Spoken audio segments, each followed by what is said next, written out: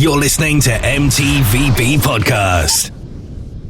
Movies, TV, video and board games.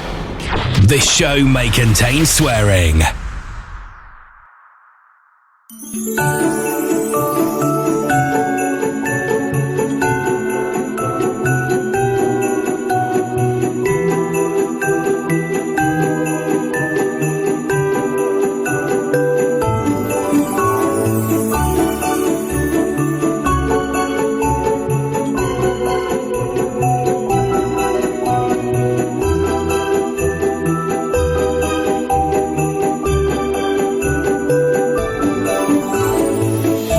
Hello and Merry Christmas to you all on a brand new episode of the M.T.V.B. podcast, the podcast that talks about my four favourite subjects, which is movies, TVs, video games and board games.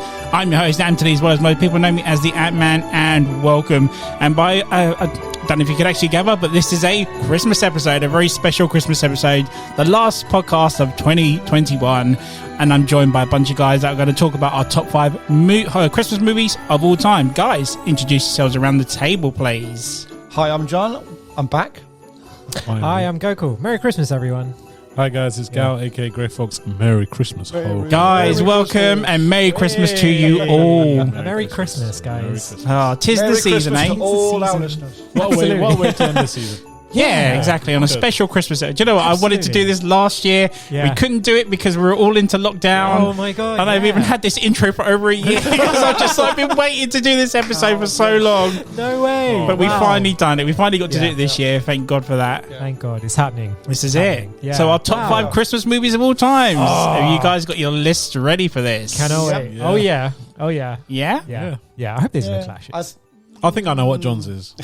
Oh, we all know what John's is. Oh, he's number one. John's wearing the appropriate attire for it. If you guys, Which we can't say because we don't want to spoil don't it. spoil No it. spoilers. Yeah. We kind of know what it is, but Yeah, we can tell them when we get to it. yeah, exactly. We describe. Yeah. Yeah. Exactly. Yeah. Oh my god, Christmas episode. Yeah. I'm so excited. I know, right? Exactly. I'm now Finally feeling the get to Christmas do it. spirit. Exactly. Yeah. Yeah. Right. It's great. Yes, no, So- I've been absent for quite a few, so I'm glad to be back. Yes. Sorry, About I'm sorry. bloody It's the, time. I'm sorry it's the end of the year, but at least I'm back now. At least you made it for Yeah. the yeah. Absolutely. Trust me, looking forward we've to made next sure that you weren't missed. Yeah. Trust me. Oh, I know. I can just imagine it now. You're mentioned every single show. You're as popular as Nash now. Yeah.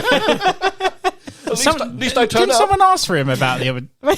Someone asked, didn't Raz ask for Yeah, no. John? Right, I told him you that, have a didn't I? fan. You have a fan. Raz John. is your genuine fan. Absolutely. He's like, what's No, happened, he John? Have you is. kicked him out? And I was like, no. Look, he hasn't had time, blah, blah, blah. But Genuinely. he's genuinely like, He's asking where about is you, this bro. guy? Have you guys bullied him off? He was saying like John's no longer with us. John died. It's the ghost of Christmas past. Yeah. John's here. The Christmas spirit. Yeah. Fucking pirate. That's his, You meant to do. That's the one. Right, so yeah, let's. Nice. It's no different from any other episode. We'll just obviously do the questions and then go straight to the top fives. So, Amazing. question one: do you still enjoy Christmas movies to this day? Definitely. 100%. Yeah. yeah. I think compared to any other like period of the year where you watch a movie for that reason or whatever, something about Christmas movies, regardless of if it's your favorite or something that you haven't seen, it puts you in the spirit, and at the same time, it just kind of digs up the nostalgia of maybe of you Definitely, watching Gets the you in the thing as mood, well. doesn't it, for Yeah. Christmas? Yeah. Into It's the like- spirit. Yeah, Yeah. cer- when you- certain films will bring up certain. It's like a couple. There's a couple on my list. I used to watch them with my little one.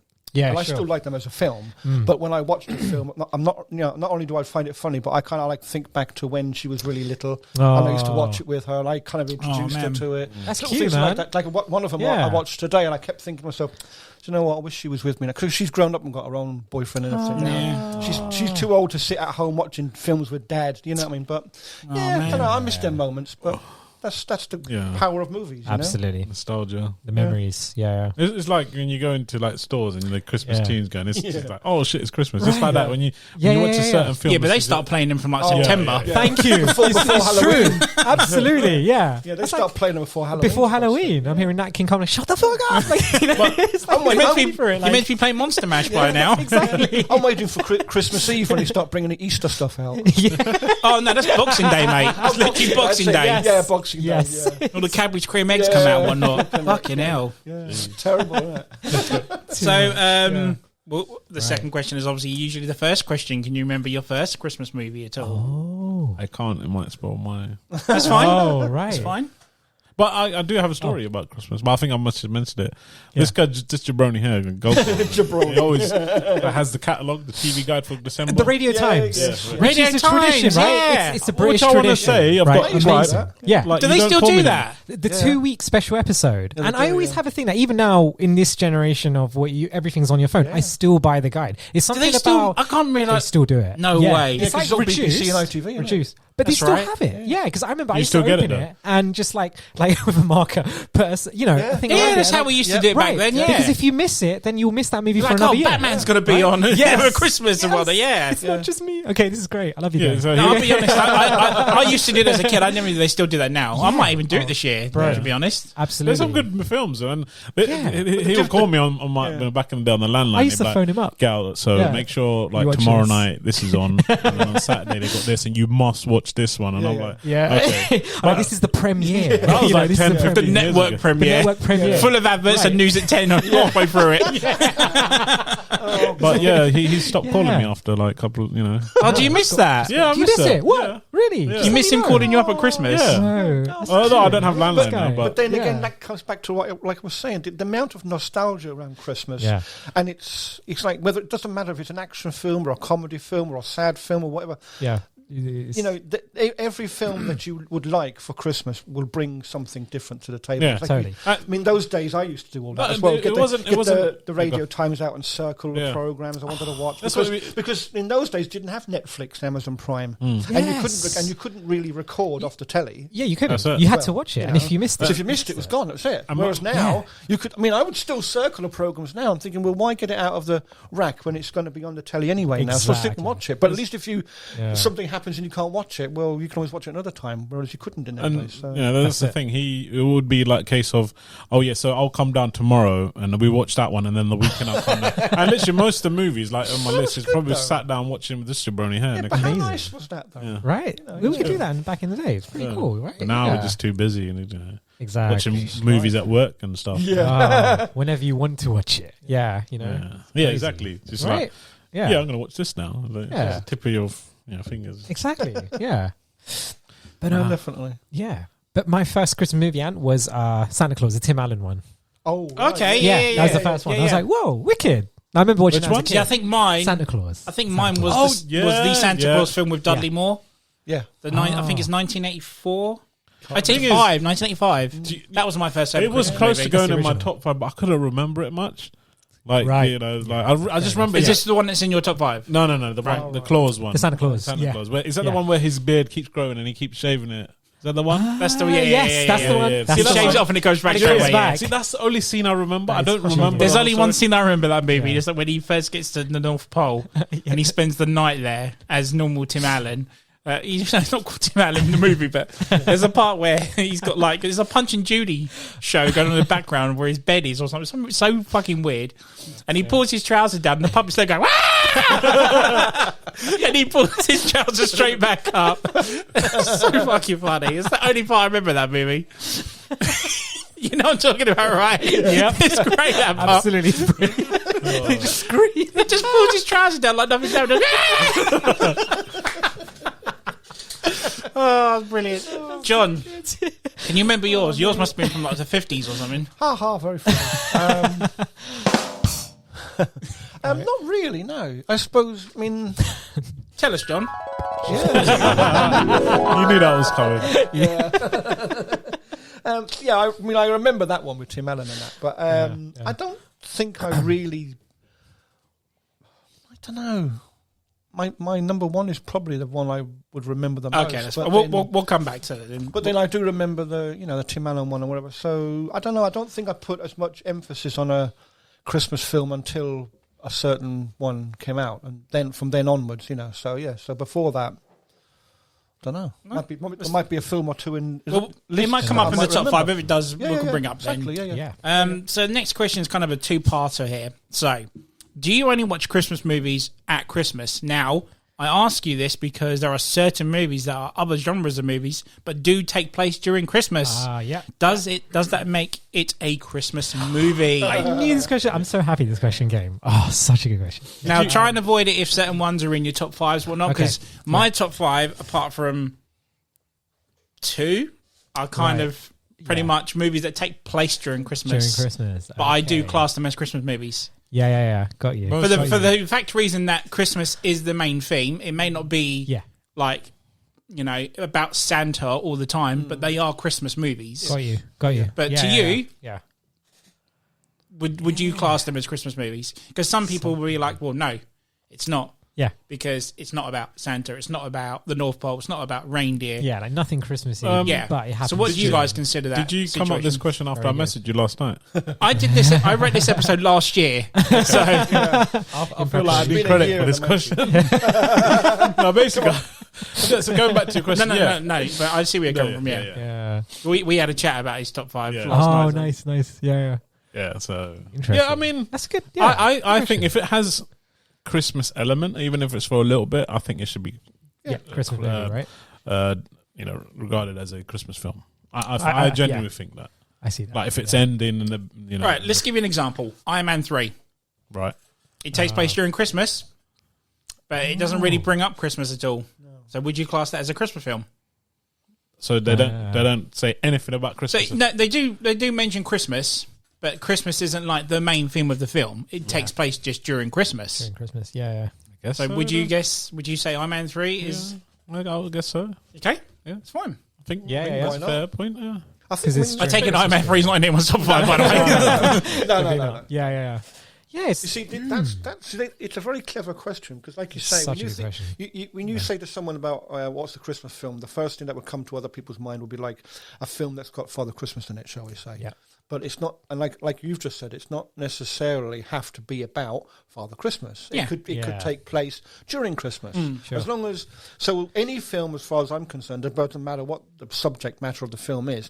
If it's happening at Christmas and there is even the smallest reference to Christmas in the film, to me, has to be included in a Christmas film list. Yeah, it's like you might put it quite far down the list, but you can't ignore it. Exactly. Yeah. So it's like if Christmas is the main theme, the actual story doesn't have to be about, like I said, all the other elements of Christmas. Yeah. It's quite interesting because Iron Man 3, I didn't know it was like during Christmas. There you go. Right? See, right, but because it takes place, I said it does. But then going back to when me and Goku drove down there, it was like there wasn't that many films. Yeah, but this is what I was saying. I said to Goku, there was probably movies like Iron Man that come out for Christmas. Yeah. And we must have missed it because it doesn't have elements of Santa Claus or anything Christmas in it. We described, I couldn't find any. The ones when I was looking for it, all the ones we were finding is rom-coms and stuff like that. Here's another one for you. Prometheus is a Christmas movie. No, it takes place during Christmas. Seriously? Is that in your list? No. He wouldn't be mentioning it if he again doesn't talk about Santa or not, but it takes place during Christmas. Idris Elba says it. Yes, yep. Shit, yeah. Oh my god! And then so does the scientist guy. And oh no, Captain, it's Christmas, and I want to open my presents. Damn it! See, I guarantee you, there's. Was it released at Christmas for Christmas? Loads of listeners all scratching their heads now going, oh, he's right. But there's loads of ones. Like, have you ever seen Kiss Kiss Bang Bang with Robert Downey Jr. and Val Kilmer? I've heard of it. Again, all through Christmas. And it's merely a murder mystery comedy. But it is taking place during Christmas. I still... It has Christmas music, has Christmas themes. I still count it as a Christmas movie. But there are loads of people that don't. Like, there's obviously the most popular one. We're not going to say the name because it's obviously going to be in someone's top 5. But there's obviously the debate about a certain movie, if it's Christmas or not. And this debate goes on for years and years and years. This is what I'm getting at. So good question.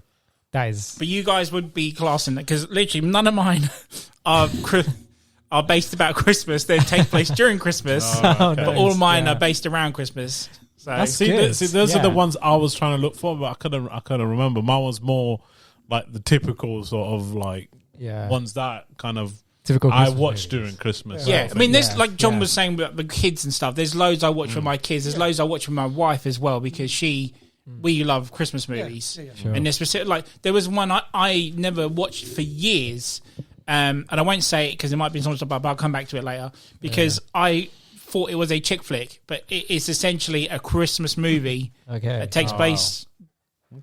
Chick flick that takes place during Christmas. So you'll probably all know what I'm saying when I get to it, but but there's just. I think Batman Returns is a Christmas movie, right? Exactly. I saw that. Yeah. I really thought you. And I don't care what you say, Ross from Legends of Podcasting. It's a Christmas movie. How Stuart represent? You know what I'm talking about. I genuinely thought you'll have that in your list.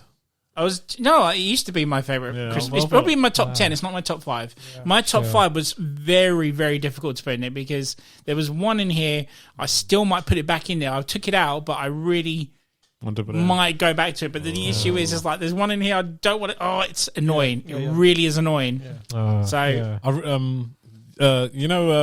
After Next that takes place during Christmas. It does, doesn't it? Because I asked you that, and I wasn't sure if it does. No way. It's a Christmas movie then. But I love when I ask you and you're like, you just want to put it. You want it to represent the blacks. And I said, I've got to represent. Oh, you're black, so you got to put me in it. Represent. Oh dear. Late night conversation. So after that, we're saying, it will class as a Christmas film. We're going to get so many fucking comments now in the things like, absolutely. You guys are so fucking wrong. It's like, I don't care. Exactly, yeah. Because if it takes place over Christmas, it's a Christmas movie. It makes sense, right? Yeah, you see it in the background and they mention it. Christmas movies. Yeah. It doesn't. I mean, a lot of people, I think, they look at some Christmas films and they think a film that would be they would show at Christmas. Right. Not necessarily. Yeah. I mean, if the film and within the film or the film is set during Christmas period, regardless of whether they actually refer to it or not, it's a Christmas film. Exactly. It's like Speed. They always show that during Christmas. I wish it was a Christmas film. It's a film it's not. It's not. But it's a film you can watch any time of the year. Yeah. It's not. What did you say about Speed? But it reminds you of watching. They always play it at Christmas. Yeah. Like Speed, they always used to play. I was contemplating that, and I was like, well, it's not. It's not Christmas. It's got nothing to do with it. They show it every year as it comes on. That's what I'm getting at. Just because they show a film at Christmas does not make it a Christmas film. Can you squeeze it in and say not really? No chance. No, Speed's not. No, get out of town. If they show it in every Christmas, have you got it in your list? No. I'm just saying. But they play Disney Pixar movies every Christmas. Doesn't mean they're Christmas movies. True. But they fuck you on that. But they play it true. And you know I like Speed, but even I was BBC guarantee fucking Pixar movie every Christmas. Every Christmas, 3 o'clock on Christmas Day. It's always a Pixar movie. Go back to the old days. Yeah, I know. Yeah, I think we're going to have a few surprises in our lists. You reckon? By the looks on your faces. I hope this I'm so contemplating about mine. It's unreal. But we've got one more question before we do that. I changed mine once. I've taken a film out. It's now going to... My number 6. Mine's going to blow your balls off. Oh, is it? Okay. Can't wait. My number 5. We'll get him to start then. Yeah. So one more question before we do the top 5. So here we go. So what type of Christmas movie do you like? Is it Christmas comedy, Christmas action, Christmas horror? Any movie, again, that is based around Christmas. Okay. My feelings on that have changed. Okay. Because obviously when my daughter was really little, I my time with her was watching comedy Christmas films, and now as she's but then obviously I've had a couple that I've liked myself and I've liked all along, and now I see a Christmas film. My favourite ones are like adult, not adult, but action type. Adult movies, adult orientated Christmas porn. Triple X Christmas. Ooh, Mrs. Claus. Show me where you hang your Christmas Christmas decorations. Christmas stockings number 3. John the Grinch. The Grinch is back in town. The next door Grinch. Yeah, I mean, I like... His dick was 5 sizes too small. So you're going to ride him like a reindeer. Right. And hold on to the horns. So, yeah, no, Mine has changed over the years. Yeah, so started off it had to be funny comedy because that's what I watched with my daughter. I guess for you, it must have been like. I'm not saying I'm not taking the piss because you got quite old. You must have changed as a child. As a child, and later years, it must have changed quite a few times. Yeah, I mean, it's like there's obviously like there's. I mean, it's very hard to pin a Christmas film down because obviously you start during the day, you watch it with your kids, and then obviously when the kids have gone to bed, then you want to watch your Christmas film. Like be an action movie or whatever, something more serious. Yeah, but then I get to like we'll say like today, my little one's grown up and everything now. So for me, it's more about maybe I suppose the story's more and drives me more than anything now. My answer to that question is who you're with when you're watching it. Pretty much like you said. Like I'll watch the kids one with comedies with my kids. Exactly. Yeah. Me and my wife sometimes maybe a Christmas horror one, and then a bit of action when I'm on my own. And I don't mean that sexually, by the way. I mean genre-wise. We were just thinking that. See, I'm a bit of action for myself. Yeah, that does sound a bit bad, doesn't it? But you see, there's a genre that not many people would probably Christmas film. The horror side of Christmas. Yes. But there are plenty of them. There are, exactly. Yeah. We were saying, Okay, I want to ask you this one. Like, Gremlins, is that a Christmas movie? This is debatable because Gremlins is always that cross between comedy and horror. I always used to see it, from a kid's side, because that's when I got first to watch this movie. I found it quite horrific. Yeah. And there are still scenes in that movie today I feel like are quite chilling. But there are... Again, the first half of the movie has a lot of horror elements to it, and then as soon as the Gremlins come out and they start partying around the Kingston Falls whatnot, that's when the comedic side gets to it. Yeah, and it's very good how that movie genre changes like that. Sure. So I say it's a shift between the horror and comedy side of it. It's the best of both, but it's still in a way. It's still a Christmas film. Absolutely, fucking 100% is a Christmas movie for sure. But Krampus is a horror. Black Christmas is another one. There are loads of them, mate. It's quite a lot. But the thing is that there's the thing. It's quite good. I don't. I think what my Christmas sort of movies are not the horrors that I go for. It's more like, without spoiling my top 5. It's more like comedies and maybe it's fine. Like but that's the thing now is that the Christmas movies are expanding, and the fact that we have a choice now, whereas back in the day, like you said, it was just either kids stuff or maybe a little bit of comedy towards it. But we won't tell lies, maybe some action. But now the horror side's come to it. At one point it was just like rom-coms, and I'm like, I don't even watch 100%. That. 100%. Yeah. On the list, there's just so many. I was like, Yeah, see, my list starts with a film that's got a really, a nice story, and like a family kind of a film, and then it goes from there as it goes up toward number 1 is we go through comedy, and then we go into a porno, and then we get to action films. So my where'd you keep the Irish whiskey? I don't drink that stuff. Gibson. Bourbon, man. JD. Cool. JD what type of nothing. genre Christmas movie do you like? Probably comedies. I like the Christmas comedies. Yeah. It's like, as obviously watching it as a kid, it would be like just like the children's stuff, but then as time goes on, just comedies. Even just like watching it as teenagers. It's nostalgic. In the comedies, it has a nice like a feel good. Like there's like a morale, like the Tim Allen Santa Claus has the best of both, doesn't it? That's it. Exactly. It's just as hilarious. Christmas and comedy. Yeah. Exactly. He's got that slapstickness, but he's also got that kind of classic. You know what? I might even watch that again tonight. It's so funny. I need to see that scene's on here, man. I'm fucking funny.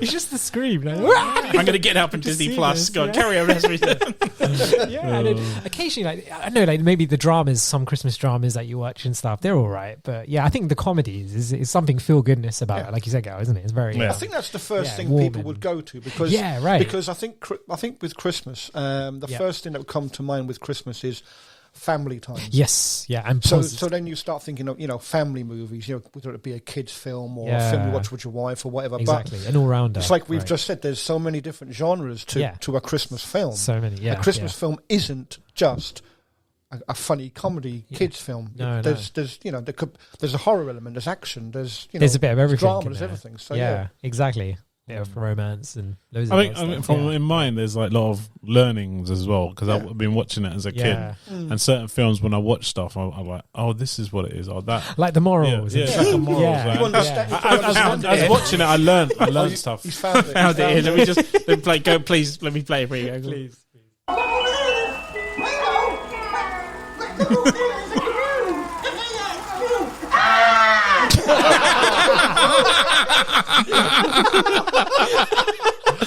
Oh, it's amazing. Gonna have to watch that as well again.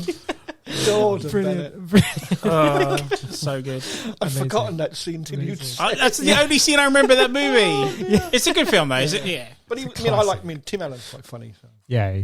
Classic, One I'm surprised they haven't redone with like the newest comic now, comic comedian now, or not. Someone else, someone new. Yeah. So many But others. Recently, there hasn't been any like Christmassy movie, Right? Yeah, there is. Okay. There's the my daughter loves the Christmas Chronicles on Netflix. The Kurt Russell one. That is really good. Maybe because we don't look for it now because when we were kids, we more clued up. On Yeah. it, you know, I think That's the thing. See, I now don't we know don't about look for it. Chronicles. Yeah, my daughter That's loves true. that. It's like the thing we watch every year now. is it? Yeah. I think Disney do them now. Really, it's this. Oh yeah, that's they do their own. You know, Frozen and stuff like that. That's it now. Really. And because I love Kurt Russell, you know, McCready represent. McCready, man. Yeah. Oh mate, of course. And seeing him as Santa Claus is like, he plays a damn good Santa Claus. He's a good Santa Yeah, Claus. and the fact his real life partner, Goldie Hawn, is Mrs. Claus as well. That's just brilliant, man. They're such a great couple. Yeah, I might watch it this Christmas with my little one. you should, man. Yeah, you should. She'll love the second one with the little elves and whatnot, the little gnomes, what they called. She's got that attention span to watch a whole film now. Oh, good. Oh nice. What was he watching? She can sit and watch it. Yes, we're halfway through Luca when I left her. Oh, I was watching what's it, Coco.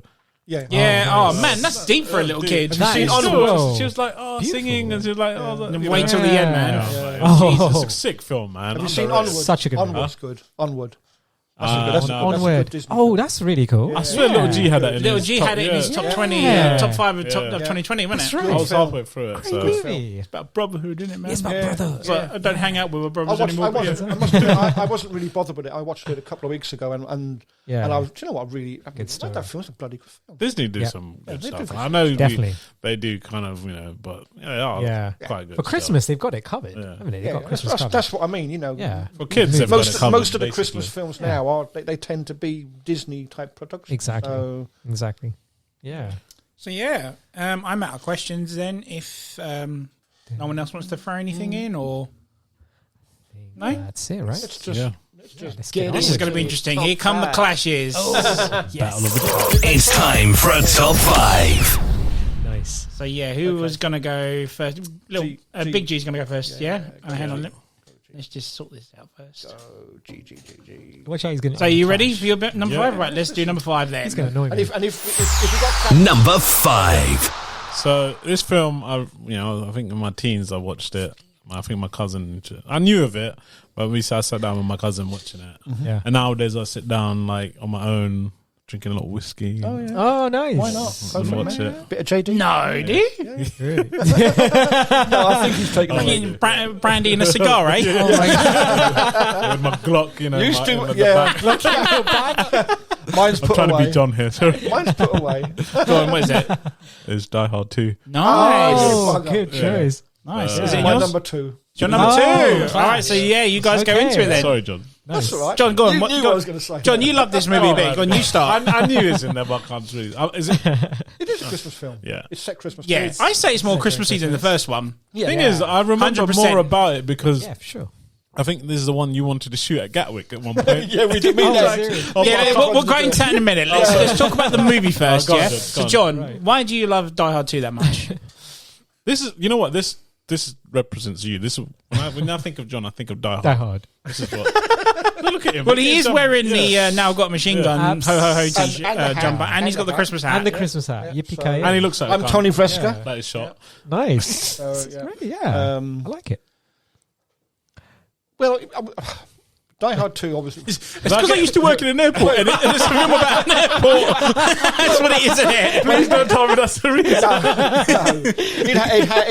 It had all the elements. I mean, I like the story. Yeah. Obviously, it's set in an airport, of course. Yeah, it's snowing. Is that Christmas again, like the Christmas. first one? Yeah. It's a character that I liked in the first film, so they brought him back. So he's out for his second outing. Yep. There was what was not to like? It was just as good as the first, wasn't it? And to this day, I still watch it. I've probably watch it every year. So Yeah, you know, one of those it's movies. boring. Like I said, I but think it represents Christmas more than the first one did as well. Yeah. But then again, it was in LA, whereas LA is always in sunshine, whereas this one's in Washington. Yeah. Right. So it's got the snow, It's of got course. snow, It's yeah. always same Yeah, sort of so- weather as we have, same Yeah. season, isn't Yeah, it? you can I think associate the it story with was Christmas. better in the second one than the first one. But Okay, really? yeah, because of Interesting. the element behind, hijacked the whole airport. Airplane, yeah. And and he showed that he wasn't afraid to crash planes and kill people. When you were working, Yeah. be honest. Did you want someone to hijack and you wanted to fucking? Come on. No, Come on. no. You were like, So let's go to the story of it. If no one knows what Die Hard 2 is, obviously John McClane is back, isn't he? Yeah, he's trying to get back with his wife. His wife's on a plane.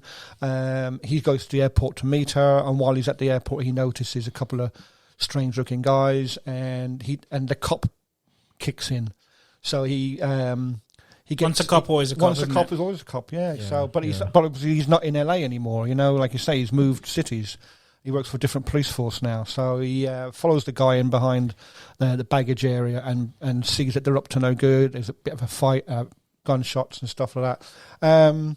But the airport security don't believe in him, and when he tries to tell them, they're like basically telling him to get lost and stuff like that. And then things kick off, and all of a sudden he's the one they're running to try and bail him out. So it is quite good. But it takes him a while to realise exactly what is going on as well. He doesn't, Yeah, I mean, I think there's a Things lot happen. more at stake in this than the first one. Like you Yes. said, you've got the plane, the airport under, under terrorist Yeah. Occupation. because they're flying in this drug occupation. dealer, You've got aren't the they? planes above that are trying to land them because they're running out of fuel. Yeah. So I think there's just there's a lot more tension in this one than the first one. Definitely. But, I would say like the first was more iconic as a.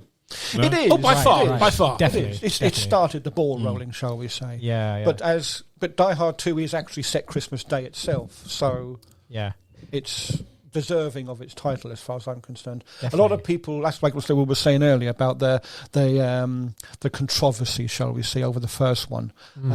Is it or isn't it? And you've got as many people saying it is as saying it people isn't. say that about So- Die Hard 2 as well. Yeah, but then Sure. this comes back to what we'd said. It's set Christmas Day, for God's sake. Yeah. They've got Christmas trees up in the term. You can't miss the fact that it's actually Christmas. Yeah, it's an So- action movie that Yes. always talks about Yes. that it's Christmas, Yeah. always So- brings Christmas up. Yep. Right. So Yeah. why can't it be a Christmas movie? Exactly. Exactly. So the first one, okay, it happens on Christmas Eve, but it's still Christmas time. Yeah, It's sure. and Yeah. he goes. We all Yeah. know how the first one goes, but It's the period, isn't it, between during December and stuff? Yeah. Was it? I don't know. Do you guys remember? Was it released around Christmas Day in the cinemas back in the 80s? Both of them were released. So Yeah. Die Hard Bomb was released in June. No way. Yeah, and then Hilarious. 2 years later Yeah. of July. yeah, Are you No. serious? Yeah. In the blazing See, I heat. always thought it was like Nice. come out at Christmas. You would have thought so, wouldn't you? But Yeah. they're summer action movies. Yes. The fact that they just take place at Christmas. During Christmas. That's so For years funny. and years, these movies never went through as a Christmas film. As people Yeah. have watched them during Christmas, Yeah. they put it on the bandwagon as Christmas movies now, haven't yeah. they? And So- I think that's why some people say that they're not Christmas films because, as far as they're concerned, a Christmas film has to have been made or came out at Christmas time. Christmas, yeah. But it's Yeah. like we've said, it's the subject matter of the film that should be more relevant rather than when a film was released. yeah. Right. So the fact that they were released in June and July of in this summer period, the fact that it's a story that takes place at Christmas time in itself makes it a Christmas film. Sure. Yep.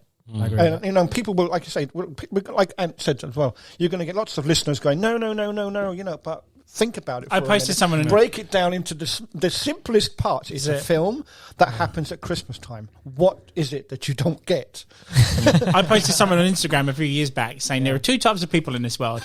There are ones that think Die Hard is a Christmas movie, and the others are wrong. I think So I saw true. that. So yeah. true. That's true. We're going to get hate for it, but hey, this film is always on at Christmas. You know, it's one of those ones always on. You know, Always. you know it's coming on. Like Exactly. you're most probably going to watch it as well. You know, Yeah. even though you've seen it. It's just like have to watch it. I watch it every year. Yeah, every year. Yeah, exactly. Sit down with And your those I whiskey. do. Yeah. Sit down with your whiskey and your Glock. Yeah. That's And what I watch mentioned. You are. What'd you say? Sit down with your whiskey. It's like Yeah. That's what I was. it's like when it's scheduled for TV as well. Not like on, when it's on, we see it's on ITV with your Radio Times. Yeah. Even now, like forget Netflix. You just want to watch still it. watch it. It's just something about. It's like we were going back to that question. You want to get in the mood, like you're home on your own on a winter's night, whatnot. Exactly. Just hit the mood, Christmas mood. Then you get the DFS adverts in between Christmas Eve as well. DFS adverts. It just adds to spend your money. Plus, it's on 4K now, so yeah. There you go. The Oakwood furniture. Yeah. Oh, well. So let's talk about what Gal brought up earlier about we were going to I remake think a we certain did mention scene. it Oh, in yeah. a previous episode. But we were. Right, so who anyone's familiar with the movie, there's a character in that movie that has a really big, he's a winter jacket, coat sort of looking. Oh, yeah. John used to walk around Gatwick Airport with one of these coats, right? And we done a night patrol, so obviously at night when we work, it was completely deserted. There's no passengers, no nothing, No.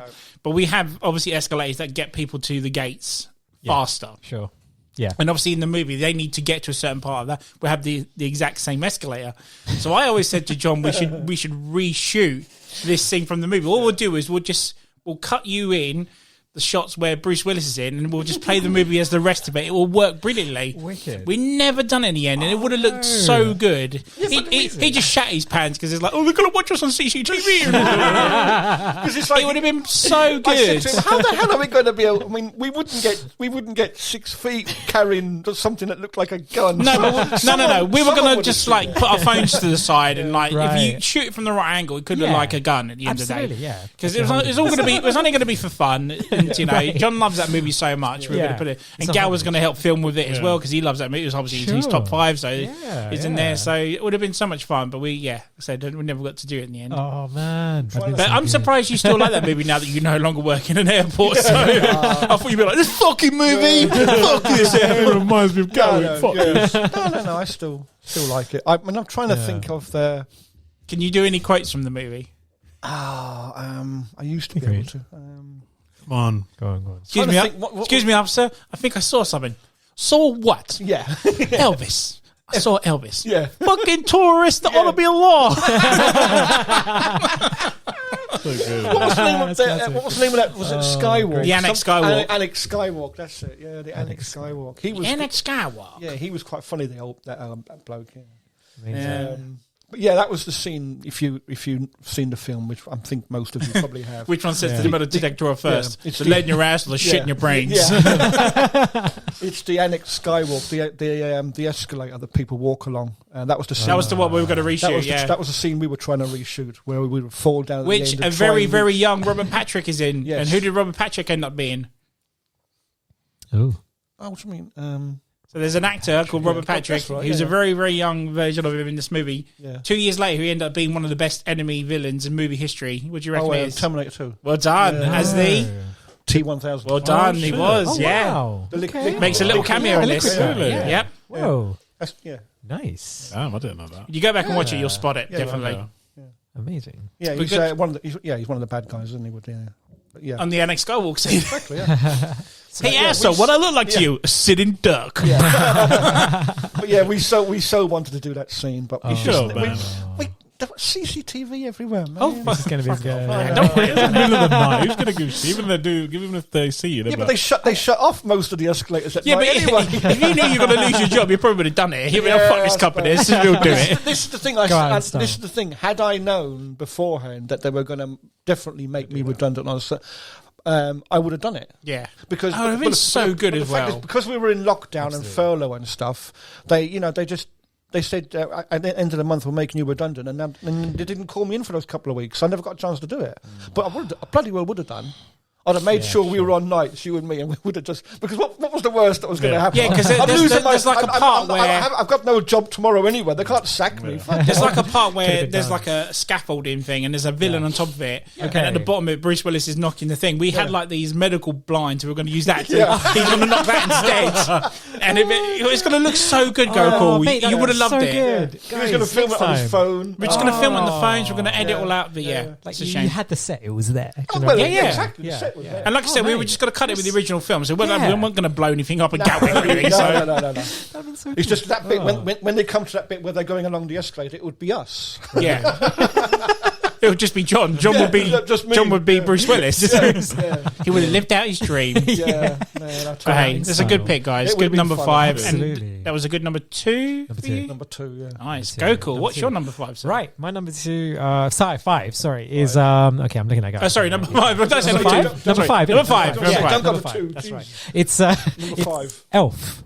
Yes. Right. Yes. Yeah. What? Elf. Yeah. The Will Ferrell version. Number 3. Is that your number 3? The damn. clashes begin. See, I haven't seen that film for a long time, so wasn't high on my. Yeah, the first time that I watched, to be honest, I avoided watching this movie because I was like, "What can it be about?" And then it kept on being shown on Channel 5 and all this and all that, and I was Will Ferrell, isn't it? It's Will Ferrell, yeah. And after watching, his movies and Anchorman and stuff like that, he's hilarious, man. I love his absolutely funny. Yeah, he's hilarious. He's just got that random thing. This is the thing. He was known for like his adult comedy, and then he goes and does this kids film, Christmas, and you think, come on, and that was it. It was kind of felt like a demotion almost, but it wasn't. In fact, that elevated this guy. Yeah, oh my god, exactly. And I think that's the most iconic scene that Gal's going to tomorrow, 10 a.m. Santa's coming. Santa! Oh my god! It's literally like that boy band. I know him. I know him. Yeah. So tell us the story of what Elf is, please. Go cool. Right. Okay. So Elf, if I remember.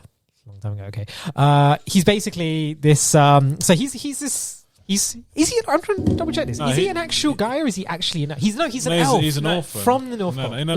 He's a kid that he accidentally goes into Santa's sack, doesn't he? That's right. And then the elves bring him up, don't they? Yeah, that's right. The elves bring him up. So he is. Yeah, and it's the telling of him that he's a human because obviously he's not like the rest, is he? Exactly. I love the grown up scenes, the flash, not flashbacks, where they do the sort of like the Lord of the Rings and the Hobbit. Yeah, but he's massive and they're tiny, not really tiny, but like, there's one point where he's sitting on his the dad that raised him, and he's on his lap and shit. That's right. Yeah, and as it goes on, he's he's trying to find his real dad, basically. Trying to find his real dad, exactly. Yeah, so they grow up and tell him he's a human, and say that your dad lives in New York. Go to New York. Yeah, that's right. Go to New York, and then is that typical? They just goes to the department store. Hi, buddy. Hope you find your dad. Exactly. Dressed as an elf. Dressed as an elf, and they all assume that he's working at a shop as well, whatever. And he falls in love with someone else who's working there, another elf. Right, but she's a human elf. That's right. Yeah, that was really cool. Yeah, I think because I love the way the black guy. He calls him. He's like, and he's like, what? Come on, you need to get back to work. Exactly. All the elves are workers are dressed as elves. Yeah. Like, oh, okay. Oh my god, let's go. And he's so into his job. He's so into his job, and he's like eating all the candy and stuff. Like his diet is just full of like chewing gum on the street. It's disgusting. Yeah, it's brilliant. It's such a genius idea. Definitely got all set for Christmas. Definitely. I didn't know Will Ferrell. I think it came out in 2003. Yes, it did. Yeah, and I think the only way I knew Will Ferrell was. Do you remember the parody on the Matrix parody? I think it was the M.T.V.B. Yes, Awards. so the M.T.V.B. Awards, they did a parody of the Matrix. And he's the architect. He's the architect. Oh my god, absolutely! And also, this guy is brilliant. Yeah, and then ever since then, it's ergo vis-a-vis. Yeah. You know that? Yeah, ergo vis-a-vis. Concordingly. That's like if you haven't seen it, watch that parody. Oh, it's so he's like hilarious. Ergo vis-a-vis. Yeah, I have no idea what I just said. Dude, he's brilliant. And he looks so serious, and he says, and he's brilliant in Anchorman. Man, Anchorman is good, but I don't think I've seen the Matrix parody one. So you can see it on YouTube, dude. Yeah, it's so funny. But I think that film's brilliant. It has the magic of like Christmas. Yeah, Elf is one of those films that is weird how it's grown up for a generation of kids now. Yeah. When you first, because I saw this in cinema in 2003 when it came out. Yeah. Along with another film of mine that's actually in the top 5, and I actually prefer that more. Right. But we'll go into that later. Yeah. How that has grown to be a big favourite for everyone now. It's like you never would have thought that when you sat in that cinema and think to yourself, people are going to watch this again in 20 years or so. Yeah. Still watch it today. And it's incredible how it touches a lot of people's hearts. And, definitely. you know, it's like a sweet film. Sweet. Like. Yeah. Really sweet. Yeah. It shows like the true humour, like that innocent, naive kind of kid, but in an adult. You know, it's just like you can't help but fall in love because he's with grown it, up right? to be like that. It's like, you know, he doesn't know any difference. So Exactly. He's a cutting head in niggermongins. Yeah. Is that one scene as well where there's the swinging doors and he's just there He's going round, round. he's just like swinging around. There's so many great moments in that movie. It's so good. Yeah. Brilliant. But yeah, that has to be like, that had to be It's number 5. I think. Had to be on the list. Yeah. He's like one of my best favorite comedian. Well, Comedians, isn't it? In general. He's funny. he's hilarious, and Definitely. you know, I think when I first watched it, I was just laughing. Because it's like, even though like, if I watched it recently, it won't be as funny, but it's still good. Like, it's still jokes. Like, Exactly. you can have a good, you go sit down, watch it. The whole family would enjoy it. Absolutely. Yeah. That's another thing. Everyone can watch it. It's just one of those movies. And then it's one of those ones that I think, going back to the question, it gives that whole Christmas vibe. You after watching that, you're like, it's Christmas. Yeah. Again, because it all leads up to the Christmas Eve, which is, again, I love when movies do that, because I've always, do you know what it is? It's like with Christmas, I love the hype to it. Yeah. A lot of people don't, but Right. I always Same. prefer Christmas Eve more than Christmas Day. You know, even as a big kid myself now, I always still look forward to Christmas Eve and watch with the kids and what if I'm not working or whatnot. That's right. But then, because when you wake up for Christmas morning, it's like, oh, it's gone, it's over. That hype is, you know, dead now, and there's all these movies you can watch that get you into that hype for Christmas. And like, You're Kelv right, is one of them, you're isn't right, it? Yeah, you're right. Yeah, Definitely. it's that build up to Christmas Eve, and then it's that moment. Open the presents, and then the next day it's kind of over, but obviously it carries on because you got the food and all that. Yeah, That's right. But that build up, that hype is gone essentially after that night. and then you're like, oh shit, I've got to do this another year now. And Another I year like till the we do way this again. A lot of movie capture that well. Like, Yes, on my definitely. list, look like really well. Definitely. And then With the spot. the twist of like emotions in it as well. Certain films as well. It's Yeah. brilliant. You think, it's like Christmas brings so many different emotions out, doesn't it? It's like this year, right? My mum's coming over because my brother's going to America and she would be on her own. He doesn't want to be on her own, so she's going to come to me for Christmas. But I haven't had Christmas with my mother for 35 years. You're kidding. 35 wow, it's the first time you've been 35 years. First Christmas for 35 years. I blame Gatwick. Well, in a sense, yeah. Yeah. Because I grew up, I grew up and I moved away and I was working. I would go home in the summertime. So it's not like 35 years. Oh, mate, could you I saw her, but it's like, I would only ever really go home in the summertime. Yeah. I would never during because Christmas. I never really go at Christmas time. And then I've my own kid. I kind of I grew up, got married, had my own family. Again, we would go over in the summertime or whatever or spring, but we never went for Summer Christmas. motherfucking time. So this is the first. This will be the first Christmas with my mum. That's 35 years. Wow. That's incredible. And to think, if we filmed that thing, the reenactment, you could have shown us Die Hard 2, the JK-47 cut. I'm like, do you know what? I will play at Christmas and I'll say, see that scene there? Yep, there I am. Look, there I am. I was doing that. That's brilliant. That's brilliant. And we're forgetting the most important thing is Christmas is family, and most Absolutely. then that's what Elf is about. That's my top 5 of Scrooge. But yeah, that's a good pick, because you know what, because it wasn't in mine. Yeah, it would obviously be in the top 10. Right, but did you have? I was worried that it wasn't going to be in anyone's, and we're going to get so many. Why is no one put Elf in there? Why is no one put in there? But I'm glad it's in there. Well done, man. I hadn't seen it. Had I seen it, it may well have been in my top 10. Oh man! But I will go back and watch it now. Definitely, it's on my list of films to watch anyway. So good pick, sir. Good pick. John, what's your number 5? My number 5. It's Miracle on 34th Street. The original or remake? Nice. Remake. Okay. With Richard Attenborough. Okay, yeah. Because getting back to what we'd said before, it's when it first came out, I think it was 94 or something like that, 94, 95, something like that when it came out. I watched it, didn't pay much attention to it. It was all right, it was a good film, it was all right, But then as I, when looking at Christmas films to watch with my little one, it came like high on the list. So I used to watch it every Christmas with her when she was really little, and I just loved the story of it because, again, like I'd said before, to me it's all about the story, Because it's like, they're trying to prove that this guy really is who he says he is. He says he's Father Christmas, and everyone thinks, yeah, right, he's nuts, And which is what happens. They this rival, if anyone's seen it, it's about this two rival stores, basically. And one store get this guy, Richard Attenborough, to play their Father Christmas because the one that they had were caught drinking. And he. What type of stores? It'd be like a Macy's or apparently Macy's were approached and they refused to have anything to do with it. Oh, wow. So think of a Debenhams in America, that sort of thing. Yeah, they sure. call themselves Kohl's. Okay, but everyone knows that technically it's Macy's. It's Macy's, yeah. And then there's this other store. I can't think who they should be, but it's like these two rival stores, big stores. And he then goes about trying to convince people that he is the real Father Christmas. And of course, everyone thinks he's mad, and he gets put in this mental asylum. He gets set up to with a fight in the street, and he raises his cane. And of course, there's a bloke taking pictures straight when the first thing you know is, oh look, we'll arrest him. He must be mad. But of course, then they realise afterwards that it was staged.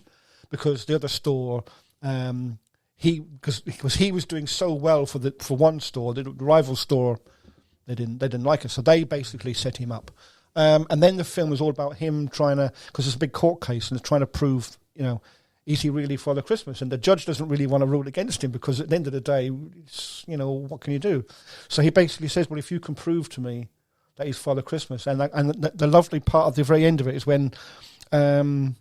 The little girl goes up to him with the dollar bill inside the card, and on the card it says, "In God we trust." So he turns around and he says, "How if the government and and all the money that we hold high as Americans, and we believe in God, and no one's ever seen him, so how can I rule against him?" How can I say that he doesn't exist? So as far as I'm concerned, Father Christmas exists, and I just think it's such a lovely family film, But was he cute? Yes, he was. Turns out. Yeah. Spoilers. Interesting. That's really good. The thing is, it's obvious as the film goes on that you realise your kids will love it, man. Yeah. Oh God, yeah, it's a great film. There's a really touching scene in that movie. It's one of those scenes I always remember from that film where a deaf girl goes up to her. And Mum says to him, "Look, don't worry about talking to her. She can lip read, but you don't have to talk back because she's deaf." Mum's really embarrassed and all that. Exactly. She's all embarrassed, and it's kind of like how I am with my youngest and whatnot. Yeah. But straight away, he's right off the bat, starts signing with her and understand everything he says. And, someone who... That's cute. Yeah, who you thought is not Santa can all of a sudden pull out a language straight away and start signing and everything with her. Wow. Yeah, it's really touching scene, man. Yeah. Really nice. Wow. Such a sweetie as well. Yeah, such a sweet little girl.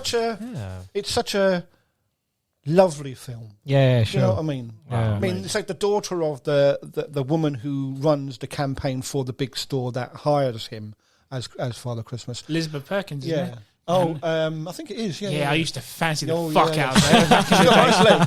She played Wilma Flintstone in the live action. I used to. Oh yeah. Sorry, folks. We're listening to John's touching story, and I'm getting hard on. She did have nice legs, to be fair. She did, yeah. So that when her daughter goes up to Father Christmas and he says, "What would you like for Christmas?" She says, "I don't want anything," and he says, "Well, you must want something." And she goes, "Well, no, there isn't anything I really want." Because I don't believe in you, because everything I want, my mother gets it for me. And that's how a lot of the kids are, unfortunately. And it's true, they only tend to believe in Father Christmas for a very, very, very short time. Yeah. And so he then has a job of, he says, his thing then is, to convince the daughter that I'm real, I have to convince the mother. So he just... They believe in the end. When he gets arrested, the first thing she does is say, right, goes to the bosses and because they're all trying to wipe their hands of him, so we don't want anything to do with him. And she says, "Look, hang on a minute, man. We're supposed to be this store that cares about people, and if we cared about people, then why are we casting him aside? Well, surely what we should be doing is believing in him and trusting in him, and so we should fight." So it's all about that. And in the end, they go they take on the other store through the courts to prove that he is a good man, basically. None of them obviously believe that he's Father Christmas, but of course he does turn out to be Father Does he Christmas. actually dress up at the end and? No. No, it's very. There's a scene when he's like out in the streets. Yeah, dressed as Santa, but it's not like he goes around like show you delivering gifts or anything. Yeah, he agrees to wear his own suit, his own Santa suit, and one of them goes, "What? He's got his own Santa suit?" And they go, "Yeah." He's definitely nuts. But of course, when he turns up in it, it does look like a real proper Santa suit, with gold buttons and gold thread through it, and it just looks really. But of course, it's obviously for a film, but it doesn't really. Isn't there a part where she reaches for his beard and she expects it to fall off, and it's a real beard as well? Yeah. He's like, oh. Yeah. And he starts saying things like "Have a Merry Christmas," and he says it to her in about 8 different languages. And that was the first thing, because she goes back to the mother and goes, I don't know, he might be Father Christmas because he can speak all these different languages. But the mother says, oh no, he's just a very intelligent man. Do you know what I mean? So they're always trying to, not put him down, but they're trying to, she spends all that time trying to convince the daughter that he's not real. Because the marriage broke up and the husband left her when she was born, as far as she's concerned, she's trying to toughen the daughter up. She doesn't want her believing in these silly little things. Do you know what I mean? But of course, it all comes round in the end. So I'm going to check it out. It's a good film. Really, really good film.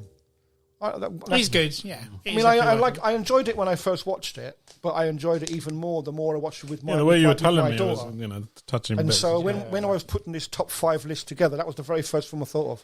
Boom, straight off the bat. So. Good choice. Not many people talk about that movie nowadays. Yeah. Because everyone's like watching Elf and Polar Express and all that sort of stuff. See, good choice. This is the thing. Putting a top 5 together was easy in a sense because I literally had 3 or 4 films straight away. Boom. Yeah. I had one film. I took it out and put another film in instead of it. But if we were doing a top 10, I would have had there's 3 or 4 at least other Christmassy type films that I would have had in that list. But we need 2 parts for a top 10. We're only doing top 5, so Good choice. I'll tell you what. I think the number 4 was the one I changed. So yeah. Okay, so my number 5 is going to be... So your movie's about a man trying to believe he's Santa Claus, right? Yeah. Whereas my one is the exact opposite. This is the man you would never, ever want to be Santa Claus. And it is Bad Santa. With Billy Bob Thornton. Yeah. I haven't seen that. You've not seen it? No, dude, it is a fucking funny film. It is like...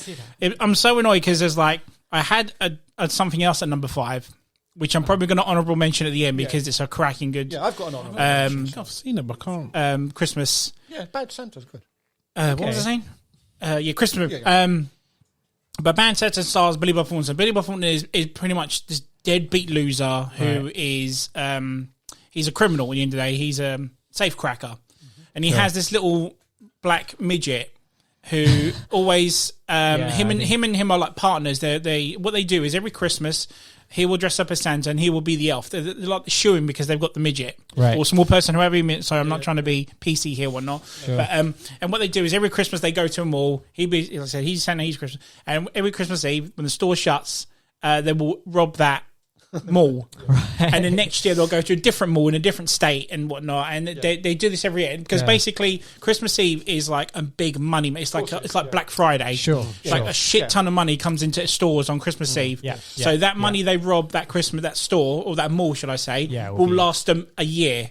Oh, got you. But anyway, interesting. So when I watched this movie came out the same year as Elf. Okay, this was the one I was telling you about. So I watched these 2 movies back to back, and I prefer this. Yeah. I was at the phase where I was young, early 20s, and I fucking hated kids. I worked in retail, and I fucking hated kids, right? This movie proves that if I was still like that today, I would be like Billy Bob Thornton in this movie. He is constantly drunk. He doesn't want to be there. He fucking hates children. There's like a scene where a kid sits on his lap, and he goes... You're not really Santa. If you could Santa, you would do magic. He goes, you want to see some magic? Here, let's make you disappear. And he throws him out of the way and whatnot. He's swearing at these kids and everything. He's like, next, goddammit, this is not the DMV. And all that sort of stuff. It's just brilliant. It's like so much slapstick. And it's all about this like dumbass kid that comes to him and he's sort of like feels for this kid, even though he's a scumbag at heart. Wow. Like there's a part where he gets to know this little boy. He's not a dumbass. He gets bullied on whatnot, sort of thing, and he finds out that only him and his grand live in this massive mansion. So he goes and lives with him, cracks his dad's safe and everything, takes up this free house. But he's still, but the connection between him and this kid are really good. So he's trying to get him off of being a bad Santa. Sure. There's a couple of actors in this that are dead now, no longer with us, I'm afraid, which is John Ritter, who was in a load of like 80s, 90s comedy stuff. Good man. It was his last film. Bernie Mac was in that. That was his second to last film. He'd done Transformers after that, and he unfortunately died after that as well. Sure, Bernie Mac. Tony Cox, who plays the Black Midget, is fucking funny. Some of the stuff he comes up with is brilliant. I've seen him in other stuff. Yeah, he's been in like Me, Myself and Irene and other sort of stuff.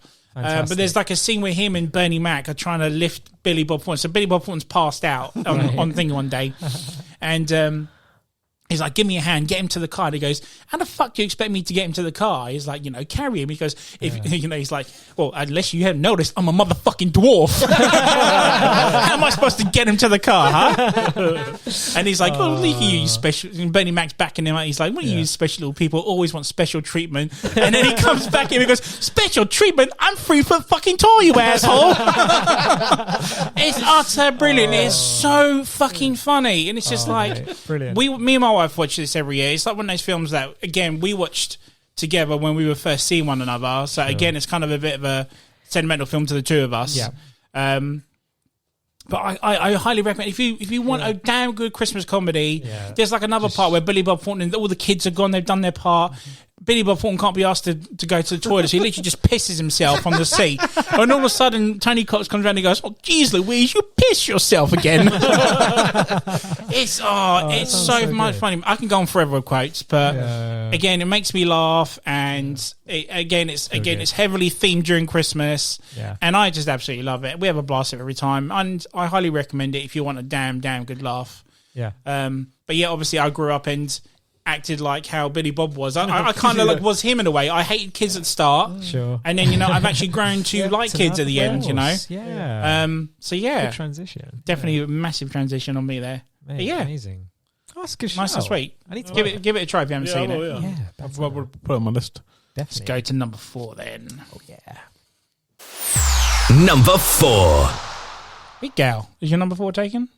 No. Right, go for it then. Oh, okay. All right. So this was a film came out 1993. Okay. But I didn't watch it quite later on when I was a bit older. I think it was the year where I arrived in the UK. I think when it came out actually. Wow. Yeah, but, When you arrived in the UK. Banana boat. I love how honest you are about it, man. That's why you're so good about it. So, but I watched it. I think late 1999 around that. Sure. Yeah. But at the time, I knew about it, and it was weird. And it's a film called Nightmare Before Christmas. Nice. Oh, And Good shot. that was my number 4. Dave Taylor's worst No nightmare. way. I took it out. It's not now. It is, Oh, it's not in it. It's not now. No. It's It's my number 6. So very just- weird, but especially when I watched it as a kid. But Is it a Halloween or a Christmas movie? It's a bit of both, Exactly. though, It's isn't a bit it? of both. Yeah. It's a bit of both. But I think I'd take it as a Christmas movie. I think it's more themed at Christmas because literally because of what the story. Yeah. Yeah. And essentially is basically, I think there's people in different worlds, as in like Halloween world. Yeah, so Halloween we- Town and Christmas Town. Yeah. Yeah, But there's also like the- Easter Town, Thanksgiving Town. Yeah. Yeah. They don't Yeah. go into it, Okay. but No. they get the Easter bunny from the Easter town, Yeah, obviously. yeah. But Yeah. and then obviously there's a character called Jack who's the Skeleton Pumpkin King. Pumpkin. It's very musical. Yeah. So it's not my thing, but It's a damn good musical, yeah, though. it is very good. Yeah. And essentially, Danny and then Elfman, he's isn't kind it? of bored. Yes. Jack, Pumpkin is kind of bored of doing Halloween every year, and there's something in him who wants to do something different, and he wants. And I don't know how he goes into Christmas. He just through the tree, innit? he walks at the outskirts of his Yeah, town and and he sees the sees the the different worlds. trees that Yeah, go into that's different it, yeah. worlds. Yeah. And then he goes. The door stumbles- opens. Yeah. He doesn't open it. The door opens and sucks him in, sort of thing. That's No, right. I think he does open it. There's like a. Oh, there's yeah, that's right. You're right. It's like a bauble or whatever. Yeah, on it the is. tree. Yeah. But it does suck him in, though. You're right. Yeah, he stumbles in, and he obviously goes into Christmas Town where it's all happy and jolly, and he was like, "Oh my god, this is." No, you know the one I like, my favorite character, Boogeyman. Yeah. Oh, do you like that one? Yeah. The Boogeyman. Shit, he kind of reminds me of you now, to be honest. One of the reason is I didn't quite understand animation, that stop frame animation. It's stop motion, isn't it? Yeah, I didn't get it. And I thought it was some sort of drawing or whatever. But as I grew older, it's all clay putty. It's amazing. Like I think I put Kubo and the Two Strings in one of my top. That's a good movie. Yeah, it's the same way, isn't it? Yeah, same thing. But this is damn good still. And Coraline does it as well, I think. Coraline's amazing. Coraline. Yeah. That's same as well, isn't it? Again, that's the film I used to watch. The same guy did Nightmare Before Christmas. Yeah. And Tim Burton. Tim Burton didn't direct this movie. He produced it. Everyone says Tim Burton made this movie, but he didn't. Because I think he wrote this movie, didn't he? He wrote and produced it. He never made it. But it's annoying that it says Tim Burton's Night Before Christmas. That really aggravates me because he never made that movie. But he fought for it. I think Disney. I think it was two companies, but I think Disney own it now. Yeah. So basically, when they made this movie, so when they made this movie, Disney wanted to make it, but didn't want Disney to be. Have the logo. They have the logo of it, right? I think now they do though. Yeah, but do you ever notice they did that with Pirates of the Caribbean as well? Yeah. If you watch the first movie, the Disney logo doesn't come up. Oh, really? But when it got big and massive, then it came in. Disney logo was on 2 and 3 in the end after that. Okay. And it was the same with Nightmare Before Christmas. When that became because it failed in the cinema, it became a cult phenomenon through VHS, DVD, whatnot. And now Disney are like, oh, it's popular now. Let's put the Disney logo on before it. It's funny how that is. Yeah. But what I know is he did. I think Disney or whoever wanted it, they wanted animation as in drawn. Sure. Tim Burton fought for it to be stop frame animation. And I think it works so well. I think had it been animation, I think it would have been not as way different. Yeah, it wouldn't be as popular. It looks more creepy because it's stop frame. I think it's more it's more detailed when it's like that sort of stuff as well. Sure. But going back to the story, so he stumbles into Christmas Town, and he actually finds out what he wants to do. He wants to do Christmas instead of Halloween, and he makes a plan and makes his whole town. Let's go with it and let's kidnap Santa, and he goes out delivering whatever.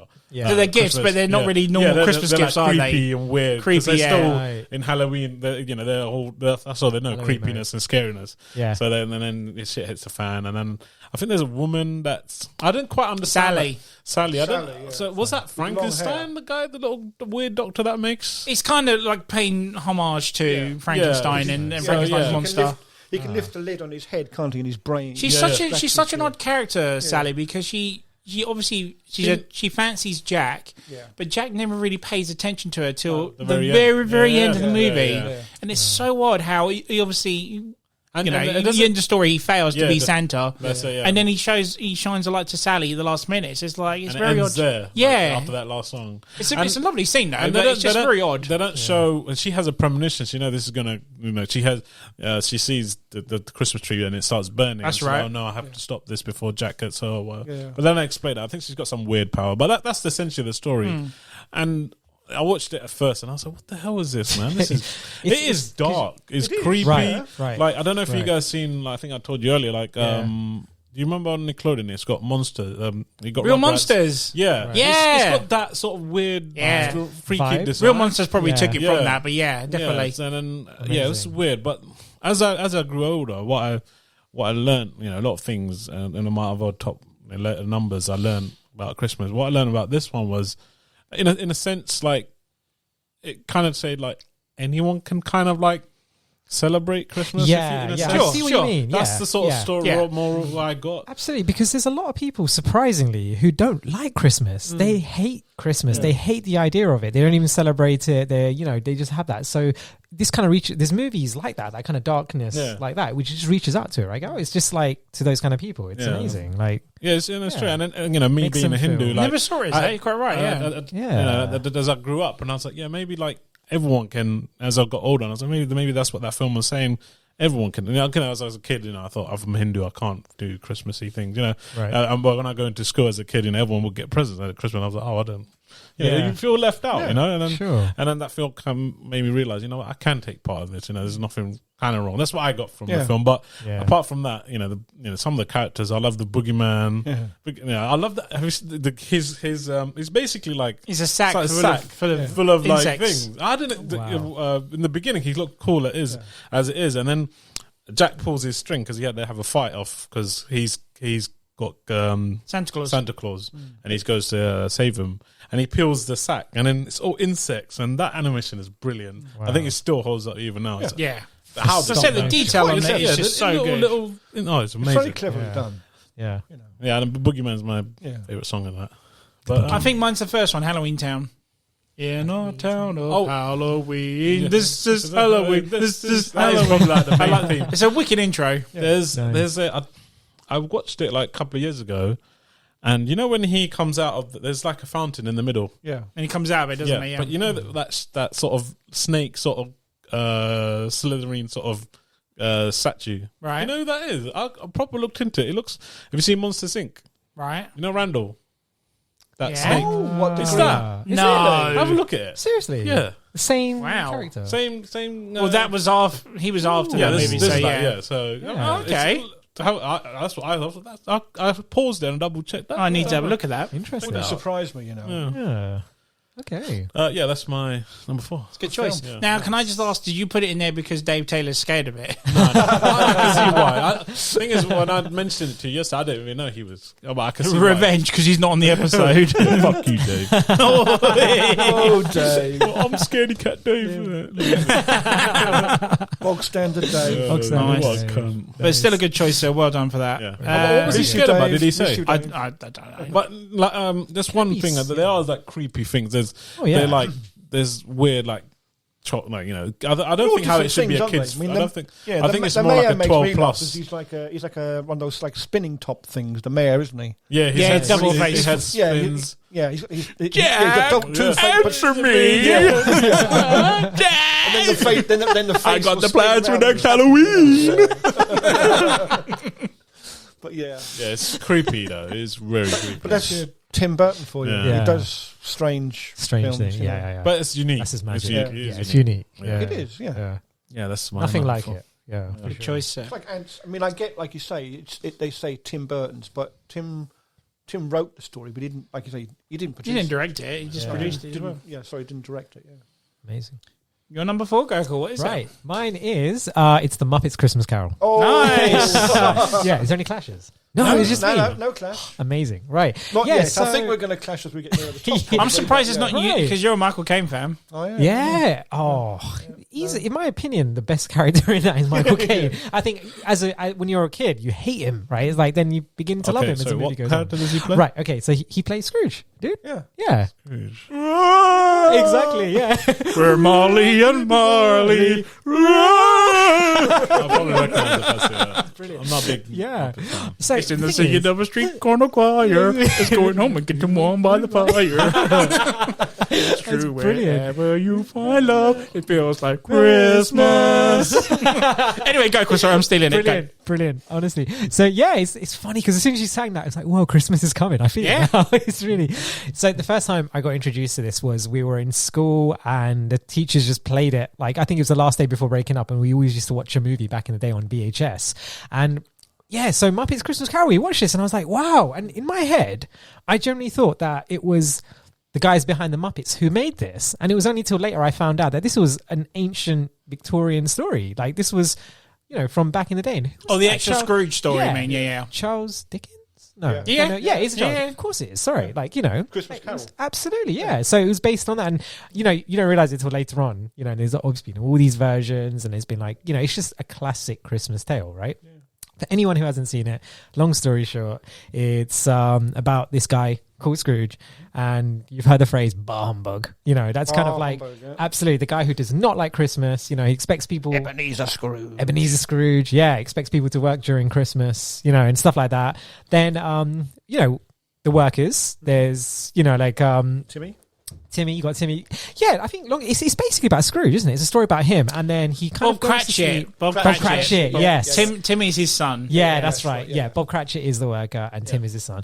And as the night kind of like, he goes to bed on Christmas Eve, and then he's met by these 3 ghosts, right? Christmas past, present, and the future. So it's kind of like you see in the past what Scrooge was like. So this is like the reason why he's Scrooge, and in the present what people now think of him, and the future why he's such a cunt, basically.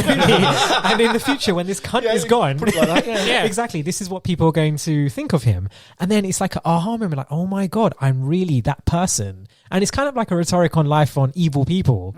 You think maybe someone like Trump would wake up and have these kind of dreams on Christmas Day and just wake up and be like, oh my god, no, and then spoiler alert, guys, I'm going to give you 3 seconds. So okay, so what happens is 3 seconds in one. Exactly. That was the quickest 3 seconds ever.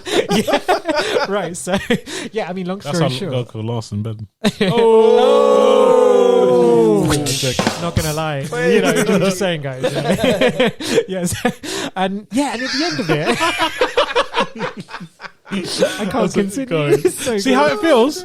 See how it feels? I feel it. God damn it!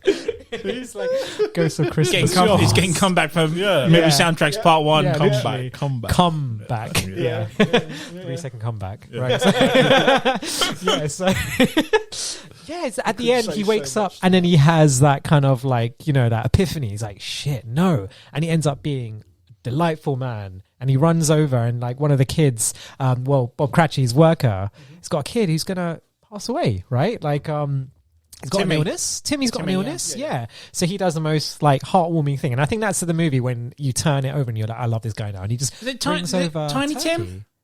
Tiny Tim Could be. Is it Tiny Tim? Tiny Timmy, right? Tiny Tim is the saying, isn't it? Tiny Tim. Yeah, because he's tiny. Yeah. So and he goes over to the house and he buys them a turkey, and he's like, for the whole family, and he's just nice to everyone. And he's on the street. It's like Merry Christmas to everyone. Actually, gets the spirit of Christmas into everything and not be an arsehole for the rest of his life. Yeah, exactly. So that's kind of like the story. But the Muppets was Tiny like Tim.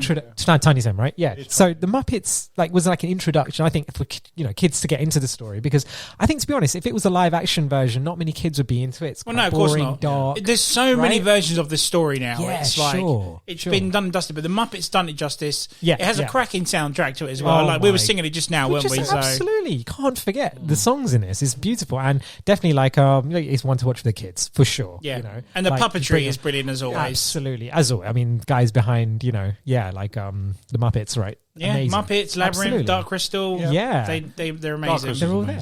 Yeah. Absolutely, and all the Muppets they feature, and you got Miss Piggy in there. You've even got the drummer who's in there. Animal, of course. Yeah. It's just brilliant. This is brilliant. Yeah, so that kind of like got me into the Muppets play the roles of that story. Yeah. They play the roles exactly. So essentially, Michael Caine is like the only him and his son are like the only humans in the film. The rest of them are like all done by Muppets. All done by Muppets. Yeah, even the ghosts are Muppets as well. So but it's brilliant. It's really good, man. It's a good feel-good film. Definitely, you'll enjoy it. If you haven't seen it, you must watch it. For sure. Yeah, because it's funny. Your little one, I love it. As well. Because it's funny. There's no scary bits in it, so it should be fine with that. It should be on Disney Plus as well. So exactly. I think that the one kind of scary part is the ghost. One of the ghosts. It's always the ghost of future. The ghost of future is always the scariest. You can't see his face. He's got the hood on. Really scary. Yeah.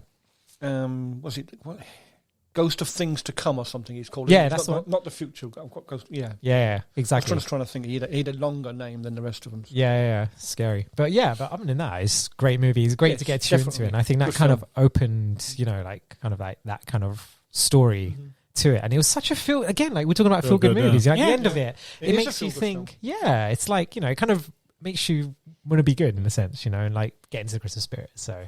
Yeah, definitely. Good choice. We're getting some really good ones in here that people aren't going to complain about. Absolutely. So, they weren't in there. So some good choices there, guys. Definitely. Yeah. And John, what is your number 4? My number 4 is Home Alone. Oh. The first one, yeah? First one, yeah. Nice. That's my number 1. Is your number 1? No way. It's my number 2. Right, so you guys go into it then. Let's do it. Fantastic choice. Go on. You go. It's your number 1. It's your number. Go for it. No, so I can't go. My number 4. No, you go. No, I'll go. All right, then. There you go. Again, this is the Christmas movie for me. Yeah. Like, it is like this is only guaranteed 1 or 2. Absolutely, man. And every time I watch it, I'm laughing my head off. Yeah, absolutely. Like the So most funny. recent Such I a watched was funny maybe like a film. couple of years, 2 years ago. Yeah. I watched it I showed it to my missus, and it's the first time watching it. Yeah. She was laughing her head off. And I was just like, Mate. before Just it put the was subtitles coming- on for her. Yeah. Some funny gags. In it. Would you sit there and translate? It's like, he said this. No, he said that. Don't you think that's funny? But before even the scenes, Even the happened- part when the rob's like, ah! You're sitting there going, ah! That's her. Did you have to do that, honestly? No. I was waiting for him to go, yeah. Oh god! Thank you. And you see, I was so lucky she don't listen to this. We'd have to translate that for her as well. I'm like, yeah. You see that? You hear that? He's talking shit about you. Sorry, big guy. Brilliant.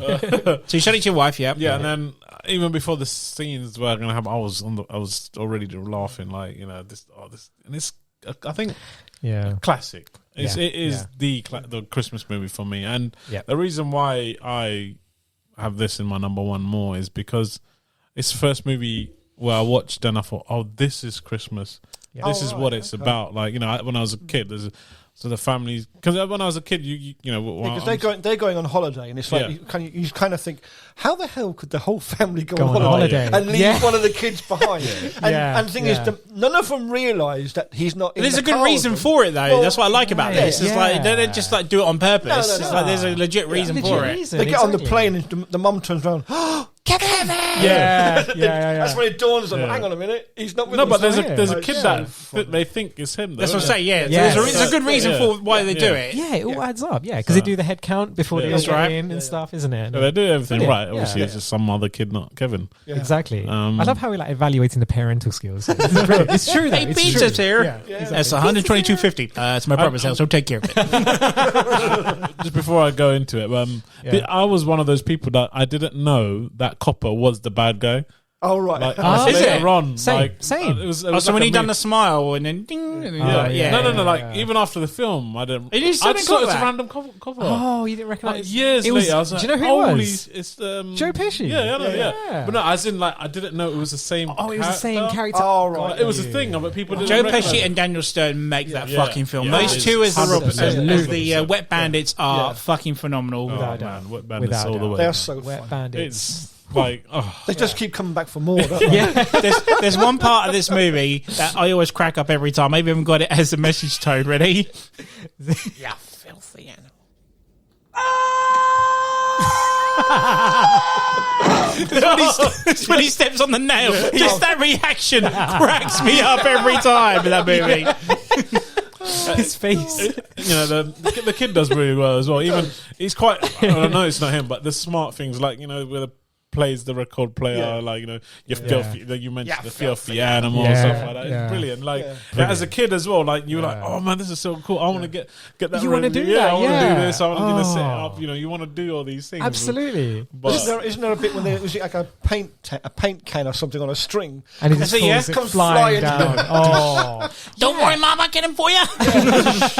Yeah, there's man. so like I'm sure you guys have seen it on Netflix. There's a series of shows which talks about the making of the movie. Yeah, the movies Right? that made us. The movies that made us, and the episode on Home One Alone of is them is on so Home Alone, good. yeah. Exactly, I because he haven't talks watched it, but I about. know of They it. filmed So half. good. They filmed most of that in a gym. Yes, It's that's crazy. right. And Which it is was the same insane. gym they used for Breakfast Club Breakfast years Club. ago. Oh, wow. Exactly Crazy. the same gym. Yeah, yeah. Yeah, you need to watch it, Absolutely. Joe. Oh, I'll have to watch that then. Oh, yeah. brilliant movie. But did you know Yeah. that this Breakfast year, Club. the house, Yeah. you can rent it as You an can rent it. Airbnb? I saw that. Yeah. I saw that on my $25 feed. a night. Yeah. You can sleep in the house I Home saw Alone that. was filmed I'm in. like, 25 yeah. bucks. 25 bucks a night. Oh man, I It's tell you, we'll have to incredible. go there one day. No. I was actually thinking, I was like going to work and I saw that on my newsfeed and I was like, you're kidding me. Yeah, I was right. like, that's insane. I was like, we gotta do Yeah. that. It's probably, Time. it's We probably have to. booked We years have up to. in advance, sort of thing. Oh, It's got to be. man. Yeah. But that house How itself. cool would that be? Oh, Yeah. That'd be It's awesome. something we Iconic, should do yeah. actually. Yeah. We should actually do that. As a, yeah. We should do it in the summer. Yeah. Exactly. Everyone will fucking Order book it pizzas. Christmas time. Yeah, shouldn't they? exactly. Yeah, yeah, yeah. No one thinks about the summer. No, no. Yeah, He's got to call the cops. He's not going to call the cops. From a treehouse. exactly. Yeah. Oh, Yeah, That it's, movie. Yeah, But there's yeah, so many. such a funny film. But Absolutely. there's a scene Yeah. in. I know it's not in my number two, but in part two, that always gets me where he's by the Christmas tree, and his mum finds him. Yeah, because he likes Christmas trees. Yeah, because Yeah. he does that. Yeah. That's why he does the tree in the house in the first one, isn't That's it? Yeah. right. So Yeah. then she runs up to it, and he's there, and that scene gets me every single Oh, time. it's Even amazing. me now. Yeah, I think there's yeah. one in number 1, but I can't remember it. But for Yeah. some reason, number 2, I remember it more. It's but amazing. yeah, it's just such a wicked film. No, Fun, There's so many things in that, isn't it? funny. Yeah. like he's even John got the Candy's in sentiment. that one as well. I love John what's Candy. What's not to like about it? You know, Exactly. And that is Christmas. the humour in Christmas it movie. is absolutely. Is anyone Scale. Office fans of the US Office? The US Yeah. Not bad, ones. Yeah, we watched. Yeah, Yeah. what- Have you ever funny, watched it? yeah. Are you Yeah. fans of the show? Yeah. Right. So Right. when she gets to and figures out Kevin's missing, Yeah. she actually ends up in Scranton Airport. Yeah. When Scranton's obviously No. in the office, isn't it? Oh wow! Yeah. Oh, like- that's Crikey. incredible. She's like, Same because place. she's like, I've been up for 48 hours. I've been from Dallas to here to, and she's like, where am Yeah. I? And the guy goes, you're in Scranton. And I was like, Scranton. oh my God, they're where the Yeah. office is filmed. I love that scene because like she hitches a ride with the John musician, Candy, yeah. John Candy, of course. Oh my god, that's such a beautiful. The whole thing, like the characters in that. You know, even as a kid, you got the house to yourself and you're excited. And after a while, as a kid, you start missing Yeah. your parents and It gets- stuff, isn't yeah, it? It got- gets yeah. to you, Gets to you, right? and it's like, Yeah, shit, what have I learned? How about exactly. you? Yeah, But obviously, in the movie, the kid's quite smart. You know, he Yeah. does his dad's Oh, credit man. card and all that. But yeah. and then you're thinking, shit, what if Yeah. mum and dad went there? What would I do? What would I do? so Yes. you know, they're not going That's to what leave made their it credit card special. lying around. Yeah. What am I going to do for food? Am I going to hunt in the Exactly. garden? Yeah, Things things get all sort of hard. stupid things. Merry Yeah. Christmas, little fella. We know that you're in there and that you're all alone. Yeah, man. And they always got much. that Where can creepy- we say? Like old man. Check it out, Old Man Morley. Yeah. Yeah. So, see, this is what I love about that one. It's obviously, Oh, man. it's not mine, but I'm just going to jump in with you guys. But there's always that rumor where you live that someone, Yeah. you know, died in that house, Oh, or there's yeah. a creepy old man that lives there, sort of thing. And it's just like where I lived with my parents. I told you about this on the World Cinema. Yeah, That you were woman saying. killed her husband. She Yeah, like yeah. few hours, and then we used to have this creepy thing like, oh, there's a, you know, the ghost of him still lives. So I love how Scary. it's such a, you know, it's such a kid thing to be like, oh, you Yeah, know, there's a about- creepy old man, and then he turns out he's He's fine. actually- He's a really Yeah, nice he's guy, actually- saves him, whatnot. Yeah. That's the beautiful. The That bit. number 2 Yeah. reminds me of John, the pigeon woman. The pigeon. Where does he live? A pigeon park. I love that meme. It's Piers Morgan. Piers Morgan, in it. Oh, it's Piers Morgan. You look back here, it looks like Piers Morgan. It's not. It was like a woman who was on Casualty or something. Yeah, right. Yeah. Oh my god. Yeah. When it looks The back, hype of it's the just movie. Piers Morgan. If you look back here. So Gokul, why is it in Yes. your number? Oh, It's number 2. I mean, my number 2. Yeah. This just missed out on the number 1 spot because it's the classic Christmas movie, you know, that everyone can relate to. I mean, watching it as a kid, I think my parents forced me to watch this movie. You know, my mom would be like, you have to see this movie, right? And I was like, okay, what's it about? And I watched it and honestly, I was just like in love with this movie from the get-go all the way watching it, you know, just something about it, you know, him being by himself, and it's just really funny, like doing these little things, and something about Kevin himself. I think everyone just like as a parent just fell in love with Yeah. Kevin. They thought he was their own kid. So, I think it really was- like, How young Yeah. were you when you guys saw this? so John was in his 50s, obviously. I think I was like 7, 6, 7. I think I must wasn't, have been by the 10 way. or 11 when I first watched it. So- Or even younger. Let me ask you this. So Oh, when you no. watched it as a child, did you Yeah. see it as just a fun film, as like two robbers getting beaten up? Right. Or did you actually see it? Because I saw this in the cinema back in 1990 before I moved to Crawley. Yeah. And I never really saw it as a Christmas film. As a child in me, I'm just watching it for seeing two blokes get beaten up by a kid with traps and stuff. Did Yeah. you guys ever have that same sort of thing? For me, it was the traps and the gadgets. Yeah, it wasn't about Christmas, was it? No, it was the live action Tom and Jerry. Yeah. That's what it was. Yeah. Wasn't it? It was like that. Yeah, it's like, but then there were scenes where, for example, when the mum comes home, where you get touched by that, because sometimes you feel like, you know, when you're like lost or something, like in this middle of a supermarket, and you're And like, you see oh my your God, mum's face, where's it's Mum? shining like, Yeah, "Mum, exactly. where'd you Come go?" back, exactly. Yeah, and it's like, oh my God, where were you? It's that moment, isn't it? At the same time, it's like, oh, it was fun at first, but then the fun goes, you know? And then, and also the bit with the old man, like that was also, I remember seeing that as a kid thinking, whoa, like, you know, he's not the bad guy. Like, and I think that was the first movie where I always saw the bad guy was the bad guy to the end. But it was the first movie where I found out, the bad guy can be a good guy. He's never was the bad guy. It was like that. And as you go older, you kind of think, so Yeah. not everyone who, what's the word? Yeah. don't judge a book by its cover sort of thing. Exactly. That's the moral to that. As you get older, you don't realize that in the beginning. But as you get older, okay, so see that. you don't know what they're going through because that guy is actually looks quite frightening, but he's having a hard time with that son or something, isn't it? That's right. Yeah. All of that. So same with the pigeon pass woman. I was 30 when it came out. So Okay. a lot older than you guys. Sure. And it was one of the funniest Fuck, films. I was 8 when this came out. And he was 30. I was 30. Jesus. It was 94, wasn't it? 90. Was it 1990? 1990? I was 26 then. 26. Wow. And I was 9. Yeah. Whoa. What was No, your, I was What was your? 8. emotions? 8 years old. I was 8. I couldn't stop. I couldn't stop laughing at it. It's fun. I just thought it was the funniest film Yeah. I'd seen in a long time. And if you watch it again tomorrow, I'd you still laugh at it. Absolutely. It's so, so Absolutely. good. Like there's Yeah. two characters, just So well, casted characters for it. the best. Their reaction, the phrases, what they do is spot on. It's meant to And it's be. lasted what Yeah. 30 years? It's Or- timeless. 30, Anything 31 can beat years that. this year. Yeah. And I'm every parent, like as in obviously Asian families, will know that Yeah. film. Like that's that film. Yeah. Exactly. Oh yeah, this is they know this story. They know the film. That's it. Who's up for Absolutely. translating tonight? You're racist, Sam. You did it. And then he said, You said that. He said, Hold on. You're racist. That was you me. fucker. Don't please pin that shit on me. Oh, it's a good choice, John. So that was Good your choice. 4. that was my number Yeah. 4. That was Gal's number 1. Number one, yeah. And wow. Gal Number Gokul's two. number 2. Number 2. Wow. Yeah. Right. Good choice, guys. So my number 4 is... Sorry, are we finished on that? Yeah. Yeah. I mean, Yeah. there's Sorry. nothing else to say, and everyone knows. Everyone knows Home Alone, yeah. Exactly. Yeah. So my number 4 is a Christmas movie, Okay. but it's also, in my opinion, the best buddy cop movie ever. Oh. Lethal Weapon 1 is in my number 4. I fucking Nice. love this movie. Amazing. Again, we're going back to action, Christmas, whatnot. Yeah. And this is just like, again, Christmas is so heavily themed because they constantly repeat it that it's about Christmas. But because it's in LA, sunshine and weather is sweet, all You that never sort of think. stuff, it's just... Yeah. You never get the feeling it's Christmas, but like I said, it gets mentioned so many times. Anyway, no one knows what this is about. It's about two cops that are partnered up one another.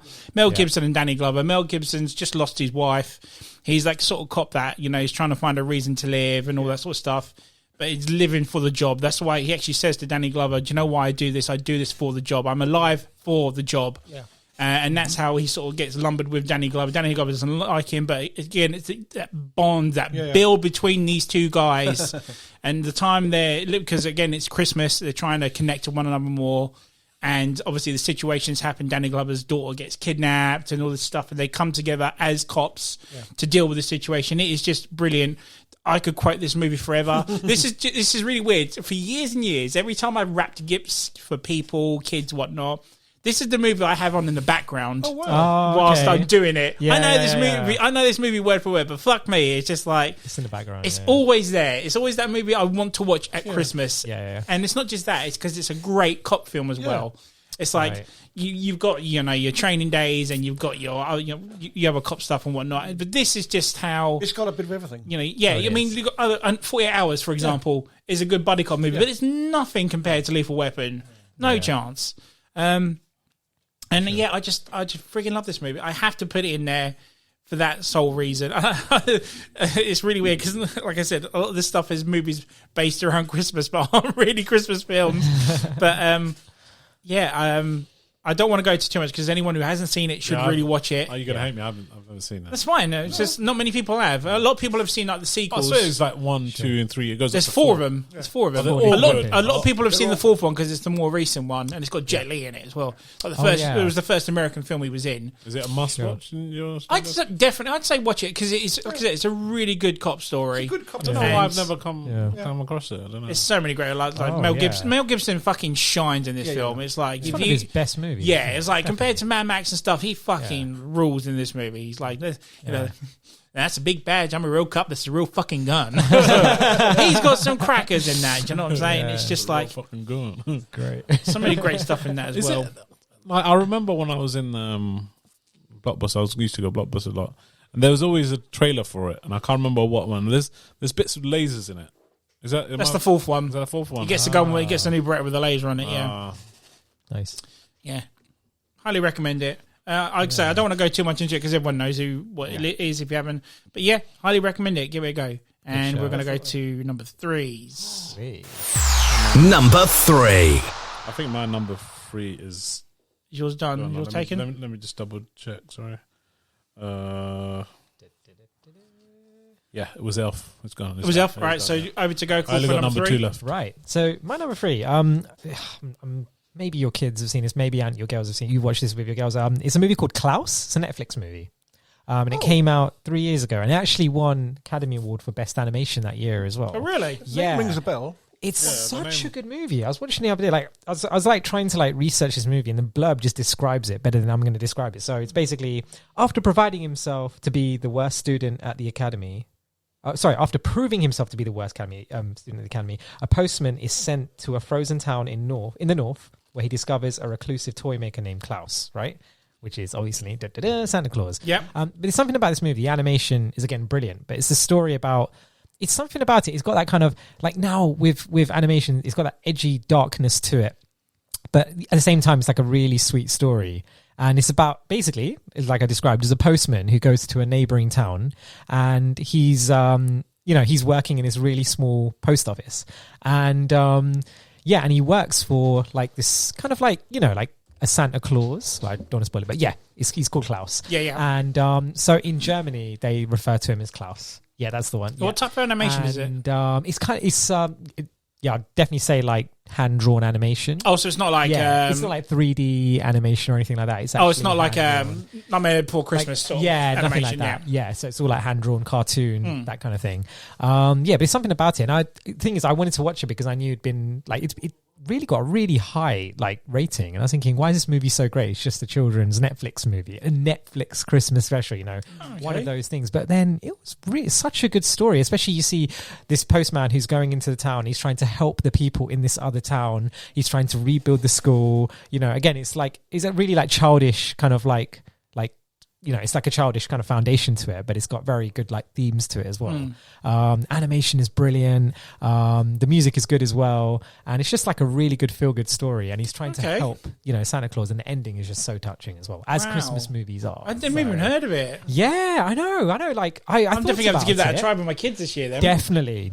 Please watch. Yeah, even if you just watch it alone. Like I've been watching it by myself. So it's really, really And it's been awesome. out for a couple of years now. Yeah. It came out, I think, about 2-3 years ago, actually. Yeah. And it won an Academy Award, as well, like just to show how kind of good it is. Yeah. Really, wow, really I never knew that. Yeah.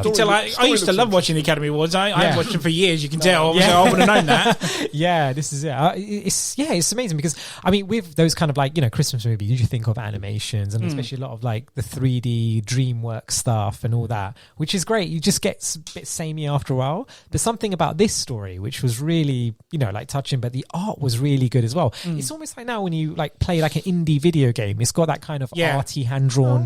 It's like that. To say from the picture John just showed me, it does look like exactly. Yeah. For any of the UK listeners that are listening to this as it goes out, it's on Netflix. It's on Netflix. Yeah, definitely. It's still there. It's always going to be there because it's a Netflix thing, right? So, yeah, definitely. And it's they actually made it, did they? Yeah, it was actually like a Netflix made like movie. So they obviously got the script, and it's really, really good. And it's like got that kind of like so this is another thing I was going to say with Christmas movies. It's very like a lot of it is very Americanized. Like very Americanized, and they got the turkey tradition and stuff like that, like the Home Alones and stuff. But this one has a very European tone to it, a very German, Austrian kind of flair. So there, it's like Christmas is in a sense the same, but it's done differently. It's more. It's got more of a kind of like classical theme to it. It's very traditional, and stuff. So this shows a lot of that as well. And that's kind of like it's nice to see a different kind of like take on it, like a European take on Christmas, which again is really good. So that's another reason why it's worth watching. They do nice cake and nice biscuits for Christmas. Yeah. Oh yeah. Exactly. Yeah. You see a lot of that in the movie actually. Yeah. It's really good. Yeah. So definitely worth watching. Yeah, nice. Definitely have to give that a go then. Definitely. Have you seen it, Yeah. Klaus? No. Klaus. I've heard of it, Yeah. but I haven't. It's on Netflix. It's good to watch with the moment, kids. so It's on Netflix. Yeah. I'll give it a shout. Number one to the Definitely. list. There's loads of Yes, Christmas man. movies I missed out, man. There's Yeah. only like Yeah, because you watch the same ones every year. And if you do by any chance watch Lethal Weapon, watch the director's cut. It's way better than the original.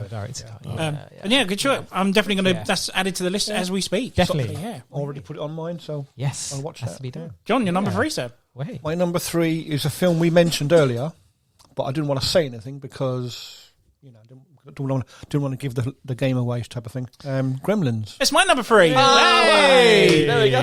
Nice. Yeah. Why is it your number 3? Awesome. It's to me. I mean, as much as I liked Home Alone, Gremlins has got the edge for me. It's that little bit funnier. I love the story behind it all and everything. I mean, a lot of people will say, "Oh, it's not Christmas," but it is a Christmas Fuck yeah, film. it is. Yeah. By far, it is. Yeah. But back to that old debate again. But it's a Christmas film, for God's sake, Of course. I just love the story behind. I mean, like when he was told not to feed it after midnight and all that sort of thing, and of course he does. But yeah, no. I did enjoy that film. Really, really funny, good laugh. And it's a film I used to watch with my little in Christmas time, and she used to giggle away at it. And I think it means more to me now because of the family side of watching it. Yeah. It's not. I mean, would I go and watch it again now? Yeah, I would do, of course. Fuck yeah! Every Christmas I watch it. Every Christmas. But it's like had I never seen it before and someone recommended it to me and I watched it for the first time now, I'd love it. Yeah. So what's not to like about it? It's just a classic. It's a cult classic. Yeah, it is. It's one of those ones where, again, the reason why I picked it is it's like we mentioned it earlier on with Gal saying, what type of movie is it? Yeah. This was essentially like, so Aliens was the first horror film I watched. This was technically the second one I watched.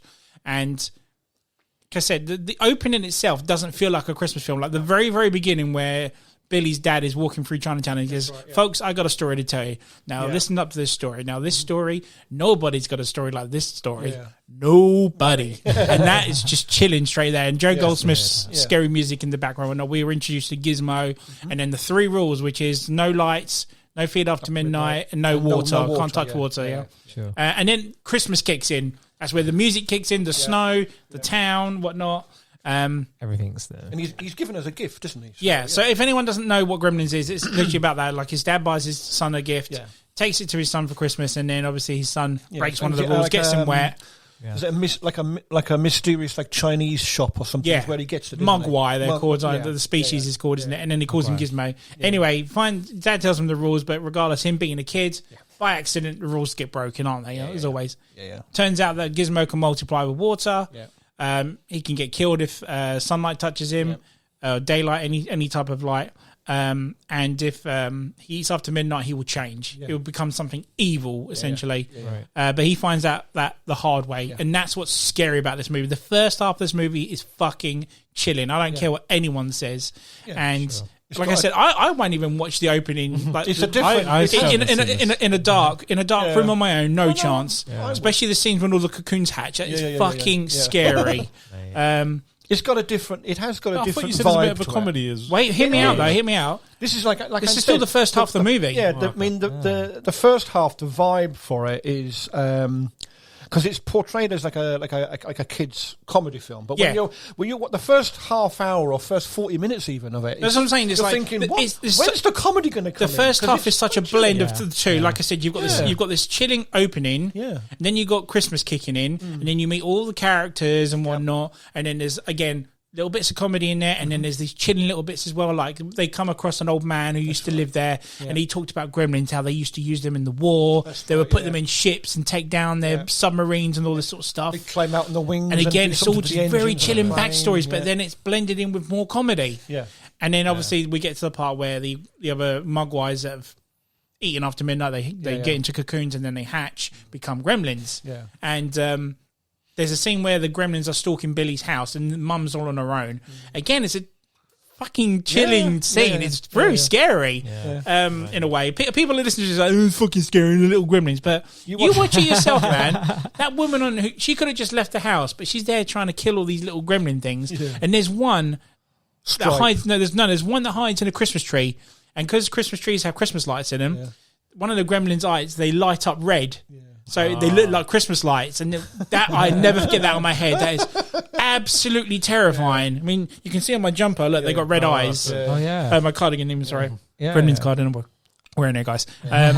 But there's so much, and then there's obviously a part where they start terrorizing. They find a swimming pool, and gremlins multiply even more to the hundreds, thousands of them, and they start taking over Kingston Falls. Kingston Falls is where this all sets. It's like a little town out of nowhere sort of thing, and that's where the comedy comes into it. It's like a part where they get a tractor and they start driving through people's homes and stuff, and that's where a motorbike or something. That's right, and that's where the famous Gremlin theme comes in, and that's where it all of a sudden gets comedic, and it's very, very, it's like they're taking over the town. That's it. The puppets are here, taking over town. Yeah. It's like it's comedy now. But then again, there are other elements of horror that come into it. There's you ever seen the movie Jaws? Yeah. Right. So in the movie, there's a scene where Quint talks about the Indianapolis ISIS in Indianapolis. How shark they sunk torpedoed during the war. That's it. And then they were driven out into water. They had stuck there, and there was sharks eating them.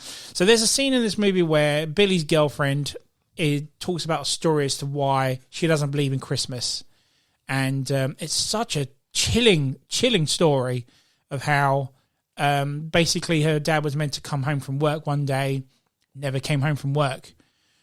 Days go by, Christmas goes by, dad is still missing, and they're so fucking worried about him. Turns out they find this, they have this smell, like something's, rotting away or whatever it is.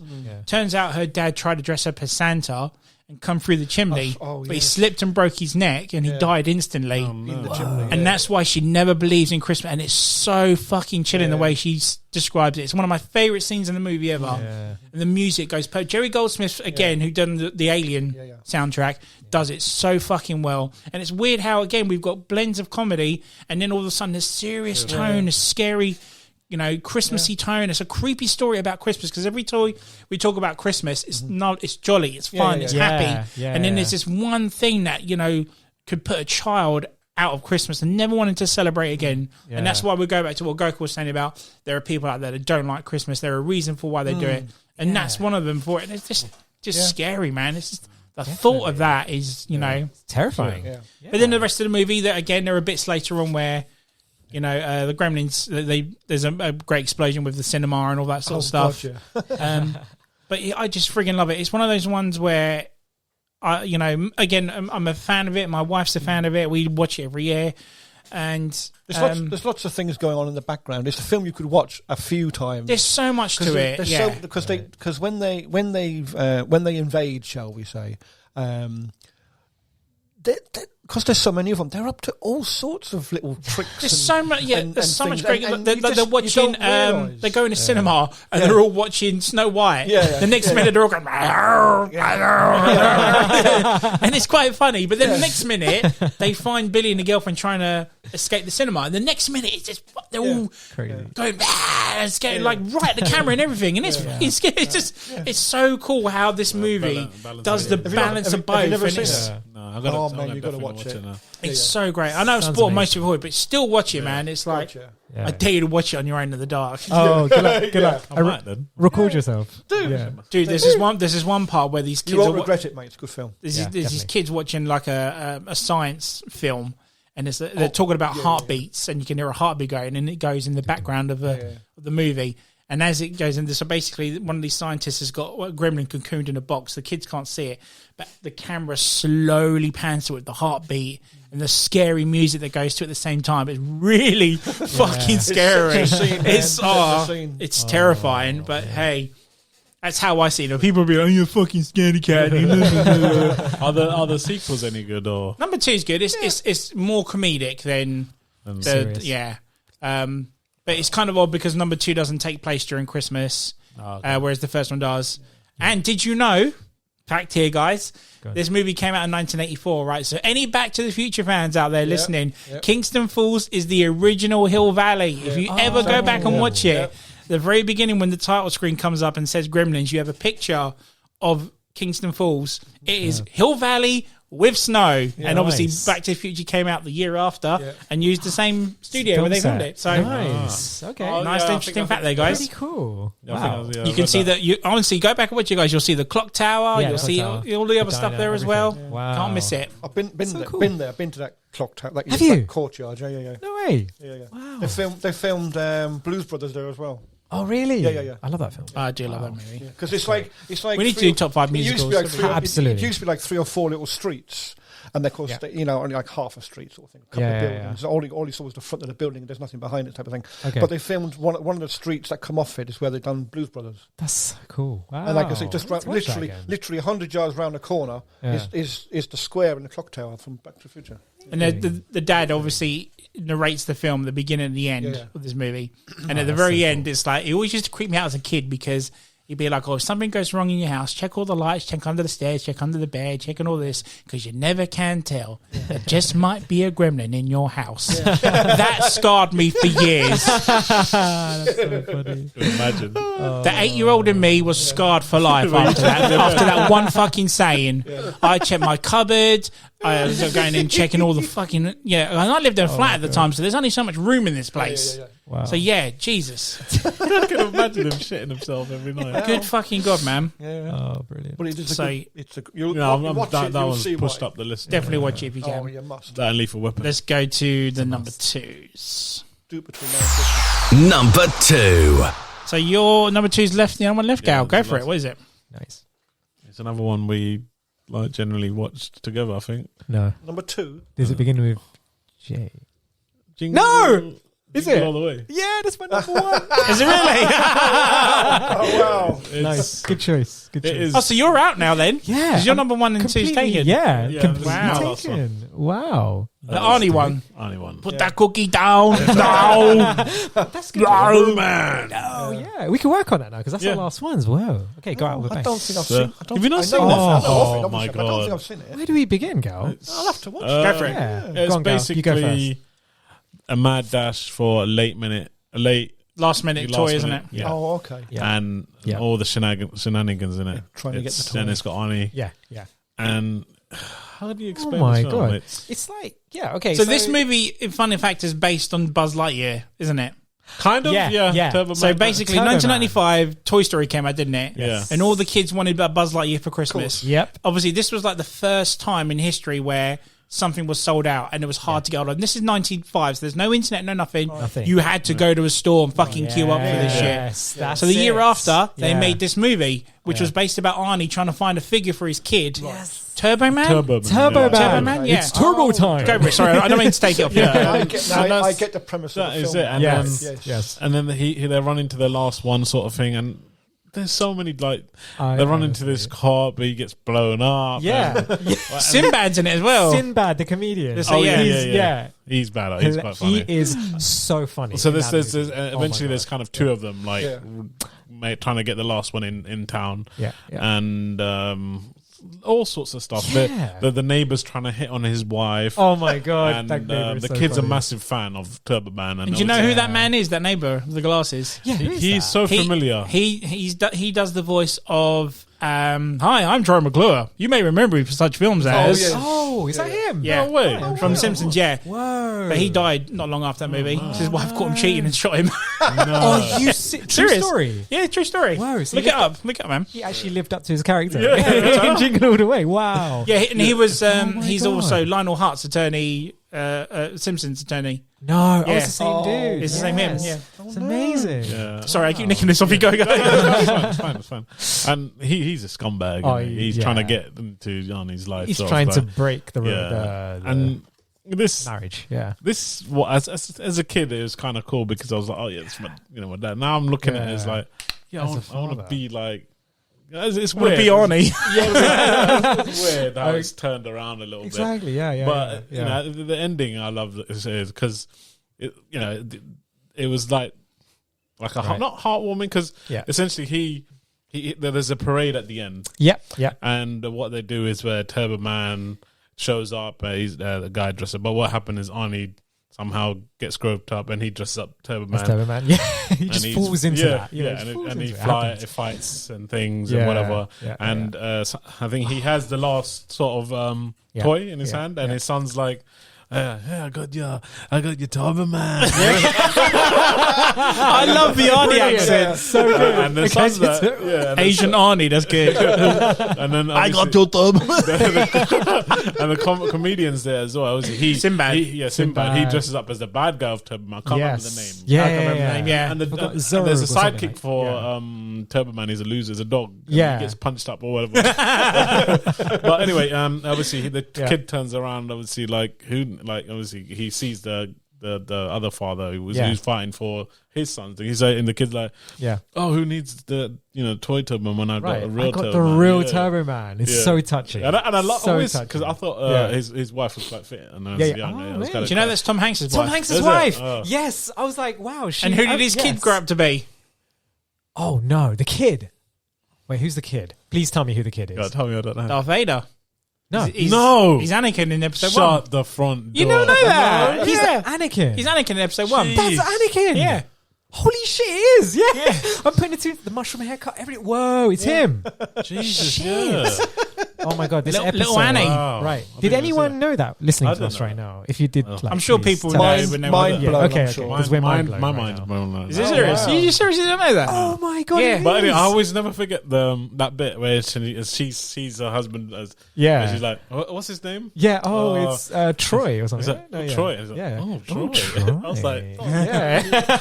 It's Well, that's why you like just that scene. But it's that. Sick fuck. But there are like really. There's. Yeah. I swear that he punched a midget in this. I swear. Okay. Yeah. There's one scene. Okay. Yeah. And I'm coming to this. Go to it. Who's in it? Right. So we're watching this, and for a long time thinking, I recognize this. Yeah.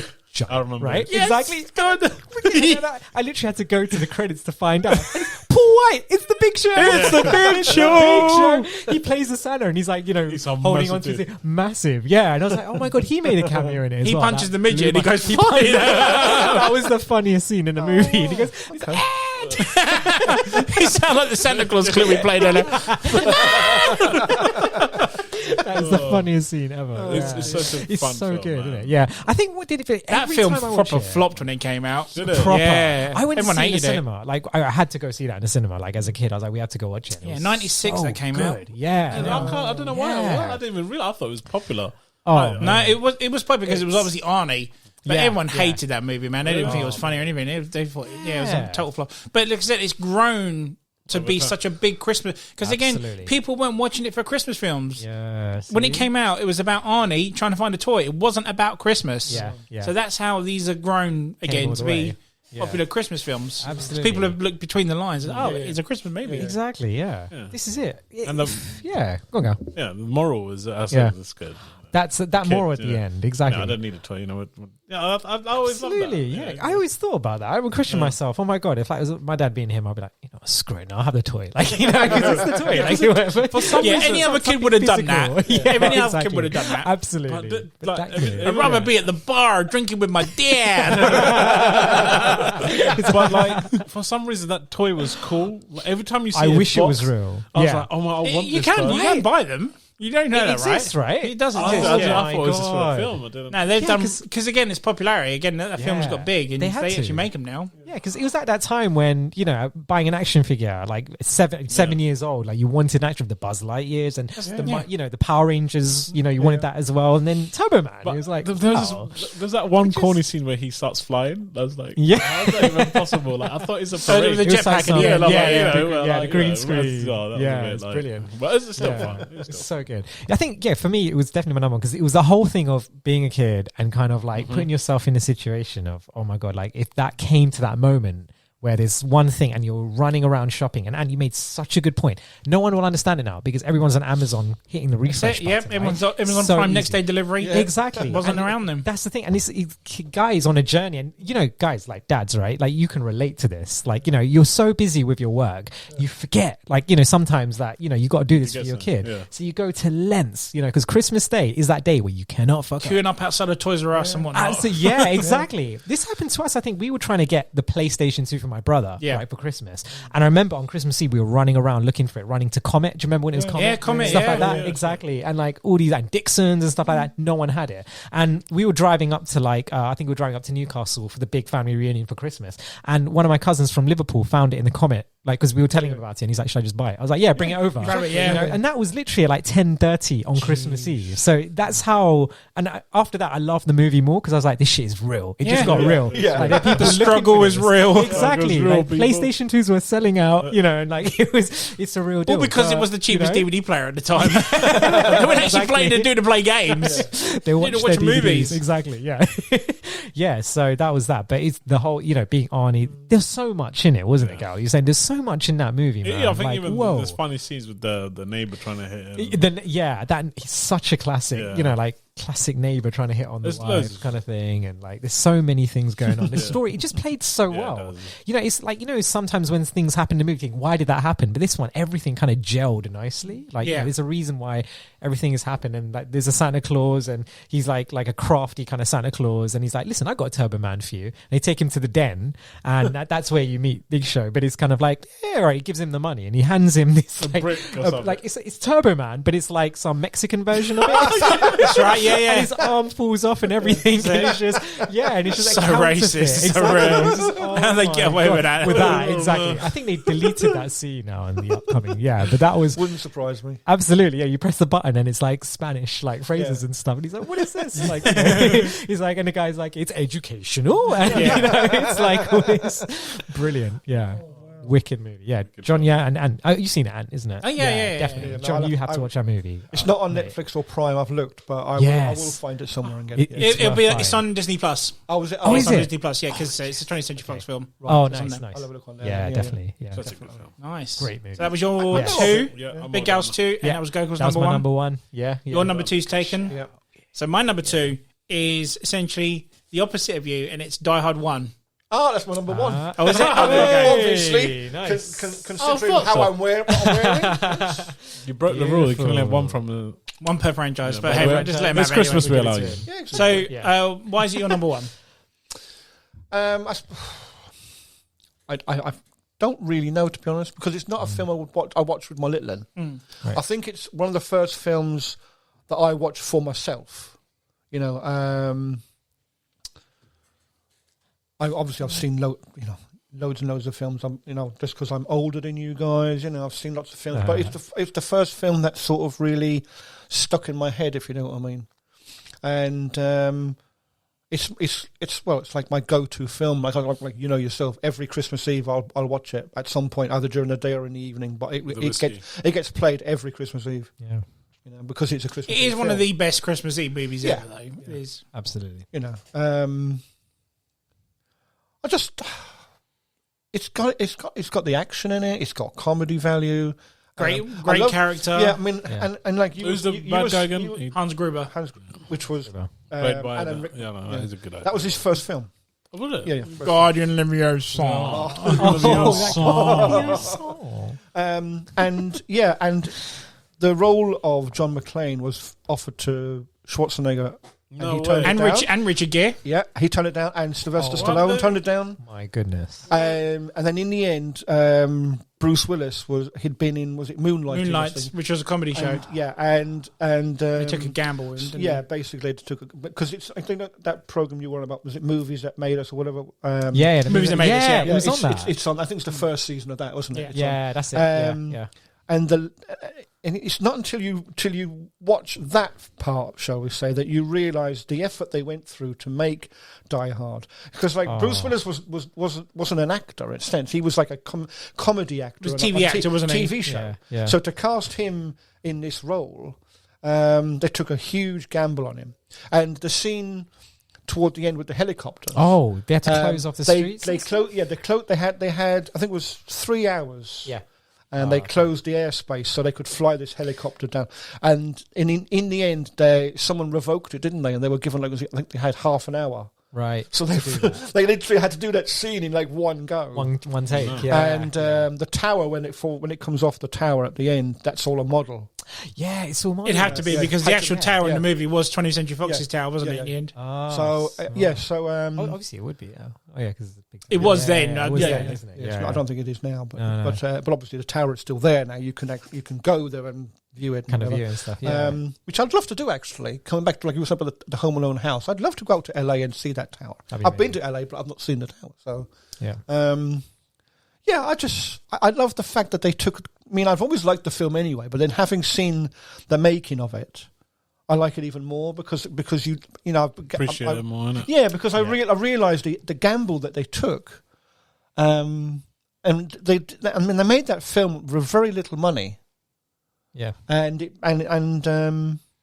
it's just it's been Al is funny in it. I mean, everyone's got a good Sergeant Al Powell. Yeah, Sergeant Al Powell. You know, even the guy driving the limo. To Swiss cheese. Yeah. Now, goddamn it, now. Even the guy driving the limo is to the funny. party, pal. Yeah, that's one of my favourite scenes. Days. Welcome to the party, pal. And Alan Rickman again. Great actor. Went on to do some fantastic films after that. But even he, in his first role. Was his first Hollywood role, wasn't it? Yeah, it was very convincing, as Hans Gruber. And then it's like the meme, it's not Christmas till Hans Gruber falls off the tower. Yeah. So, But I really, really enjoyed it. Really good story, good acting on all parts. And it's, to me, it stands the test of time. Yeah. Yeah, so the reason it's my number 2 is because it's very odd how I grew up with Die Hard. So Die Hard for me... doing uni and doing media studies and whatnot, Die Hard was just strictly an action film, straight up. Just an action movie. Yeah. So I always used to watch it like during summer, spring, whatever it was, until it got more popular over the last 5 years or so, where people have gone, it's a Christmas movie, it takes place at Christmas Eve, it's this and that, and you don't think of that the first time you watch Die Hard. Be honest, you don't see it as a Christmas film. It's a straight out, one guy takes out terrorists in one building. Yeah. It's an action movie. Yeah, because they kind of gloss over the fact that why he goes to the tower. Yeah, because it's a Christmas party. Yeah, and him and the wife have kind of sort of on Christmas Eve, and they're trying to get back for Christmas. To get back to the kids. They're having a Christmas party, and she's invited him as a +1 sort of thing. Yeah, and then, like you say, then the terrorism kicks in. So they've kind of glossed over the fact that it's actually Christmas Eve. Yeah. You kind of missed that bit. Yeah, and there's only a couple of lines, and they've moved then into the action. So I think since like 2016, 2017 is when I really started watching it at Christmas. And like you said, it's just one of those ones where you can't deny how great this movie is. Sure. We quote this all the fucking time. It's just like, and great action in it, great characters, great story. Yeah. Like I said, some great line-liners like, what's that one with... Oh, sir, this line's for emergencies only. No fucking shit, lady. Do I sound like I'm ordering a pizza? Yeah. I'm going to have to come down and arrest you. Fine, arrest my ass. Get the fuck down here. And obviously, Yippee-ki-yay, famous for all that. All of that. But need to get off the line. This is for important business or something. This is one of those films that is...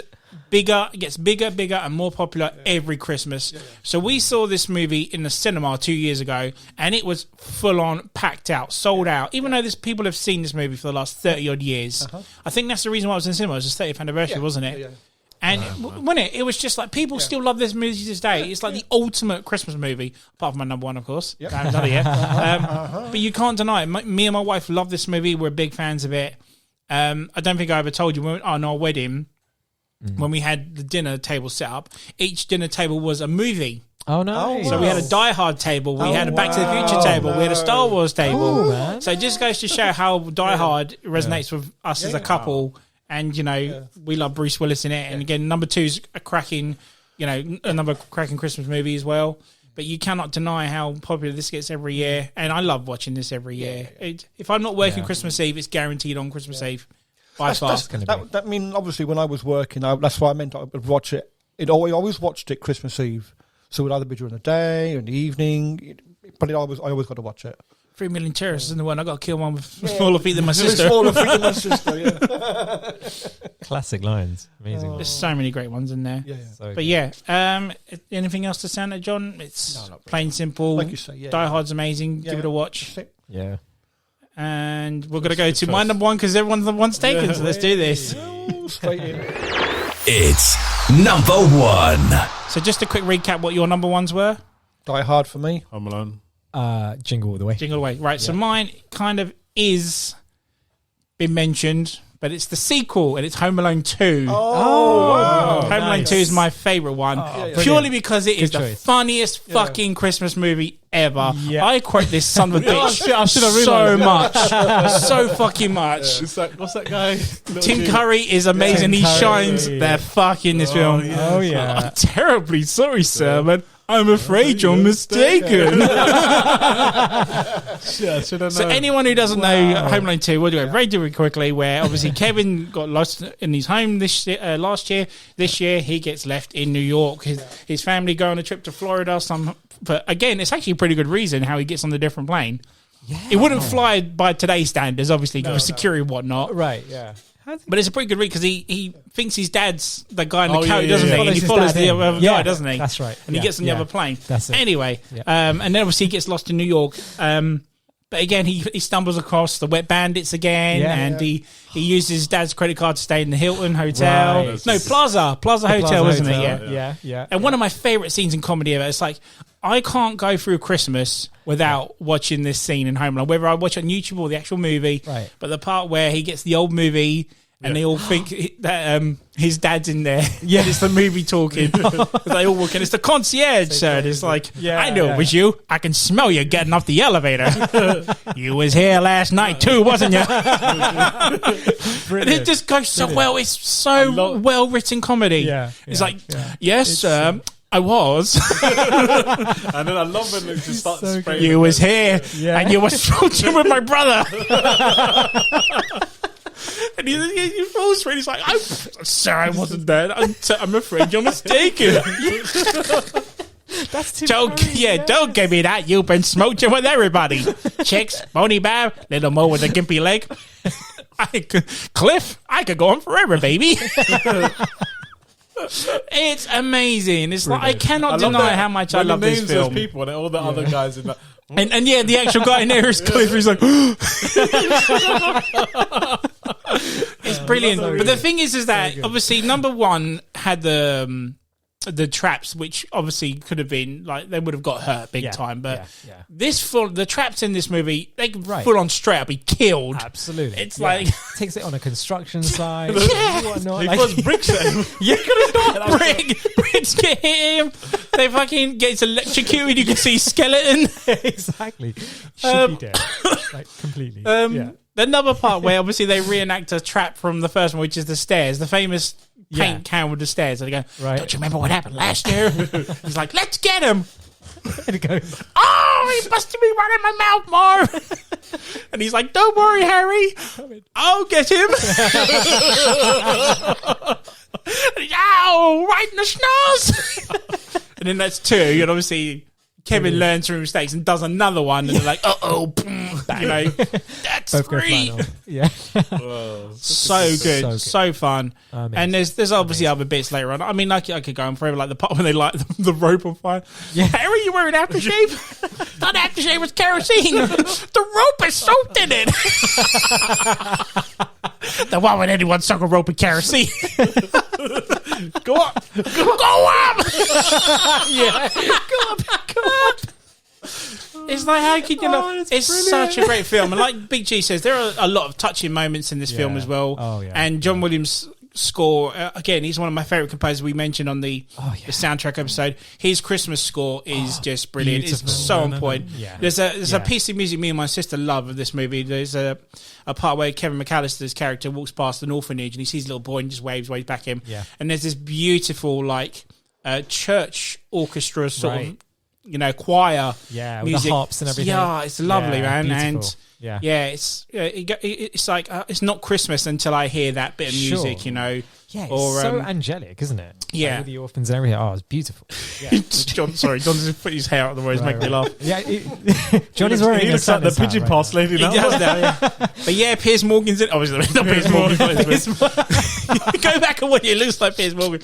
But no, it's just so much fun. It's like it's one that I continue. You heard me earlier just now. I fucking crack up at this all the time. As much as I love the first one, I do agree the first one is more of a Christmas movie. Yeah. By far, I'm not saying that. No, I think that I'm not denying 100%. Both equal. Come to think. No, I say the first one is more Christmas themed. Christmas themed comes out a bit more, and you got the weather and the decorations and music, whatnot. In that sense, Yeah. But as a movie, I just find this one way more entertaining. I'm glad you put it in there because I was really close to putting 2 or 1, but I chose 1 because it was the first one I saw. Yeah, absolutely. Yeah.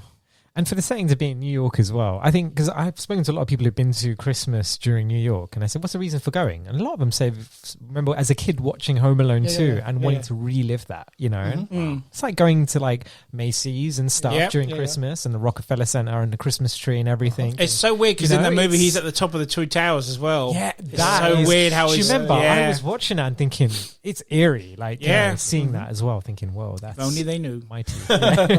Yeah. Such a good movie, man. It's again, I can't deny it, and we all laugh. We all laugh. I assume we all love this movie. You put that on now, we'll be all laughing. Absolutely. Oh god, yeah. Such a good movie. Yeah, it's definitely one of those great sequels. I always preferred it to the first. I love the first one, but number 2 has just got such a soft spot in my heart. And like I said, to me, it's not Christmas without a movie or without Tim Curry going, I'm afraid you're mistaken. So he just reaches in and goes, this is you what did he say? I give you a count of 3, and he starts like count of 3. I love the reaction. He what? No, before he shoots. Oh yeah, I'm gonna give you to the count of 3 to get you ugly. And they all like floor it proper like there's an insane man with a gun. Get down, and he's out crawling on his own. Oh, that's so good. It's fantastic. So good. There's a part where there's obviously that other scene as well where Tim Curry's character goes in the night before, doesn't he? And he hears his Uncle Frank singing. He's got the thing, but he's got the clown doll and he's puppeteering it. Like, get out of here, you noisy little pervert! I'm gonna slap you, silly. Just brilliant. That's why that other scene goes so well. And he's like, "You was here last night too, wasn't you?" So good. So that's pretty much our top 5s. Wow. Any honorable mentions, or I can throw some out, and if you want to throw some in, please do. Nightmare Before Christmas was my honourable mention because I took it out to put the other one in. So before we're going to do honorable mentions, like I said, there was one other movie I was going to throw in, which went on instead. Bad Santa went on instead of it, and it's a movie called The Long Kiss Goodnight. Has anyone ever heard of that at all? I've heard of it, but I haven't watched it. So it's a Christmas movie. Gina Davis, isn't it? Gina Davis, Gina Davis, Samuel L. Jackson. Right. So this was Jason Bourne before Jason Bourne was ever around. Oh, wow. Let's put it that way. Okay. And it was a female character, strong, confident woman, but done so fucking well. Literally, Gina Davis plays a woman who, at the start of the movie, she's like a typical, school mum, works for her community, whatnot, and she has a dark secret, and she forgets that she has actually been a secret government assassin at one point. She's lost her memory. She has an accident, and it all starts coming back and whatnot. And it's just fucking awesome. It's actually done by the guy who did Cliffhanger and Die Hard 2, Rennie Harlin, and Deep Blue Sea as well. It came out in 94, 95. Okay, that sounds like the Steve Lucy time. Yeah, I think it's on... It's either on Amazon or Sky TV. You can watch it now. The Long Kiss. The Long Kiss Goodnight. And I friggin' love that movie. Again, I watch it every Christmas. And again, it's one of those ones where it is an action movie like Die Hard, based around Christmas, but Christmas is utilised a lot in this movie. Sure. And it's written by the guy who did like Iron Man 3 and Lethal Weapon and all those other ones as well. He's done Shane Blackie. He's called. He's really really good writer. So yeah, I'm kind of gutted there was it, but I'm glad I got to mention it, and I highly recommend anyone watches it who's never seen it and likes the Jason Bourne films, and wants a strong female assassin character. It does it justice properly. It doesn't throw it in your face or anything. She is just utter badass. She's up there with Ripley, Sarah Connor, whatnot. Probably natural. Doing really well. So I'll just do honorable mentions very quickly, which was Christmas with the Cranks. The chick flick I mentioned earlier that was based around Christmas, Love Actually. Oh my goodness, that was around Christmas. It's a good movie. I really did enjoy it, but for years I put it off because of obviously. Oh yeah, it's a chick flick, whatnot. But I do enjoy it. Sure. Polar Express. Yes. Batman Returns.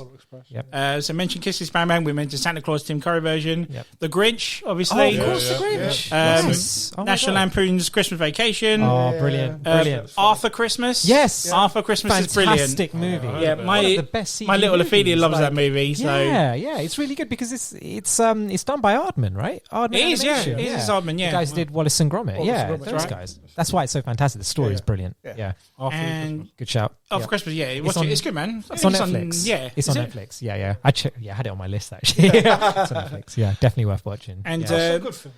Such good. and Santa Claus 1985. Yeah. Which is really good as well. Do you know there's another one, guys? I was talking to you about this guy because we thought, John, you would have this on your list actually because it's quite like from back in the day. Ancient. It's called. No.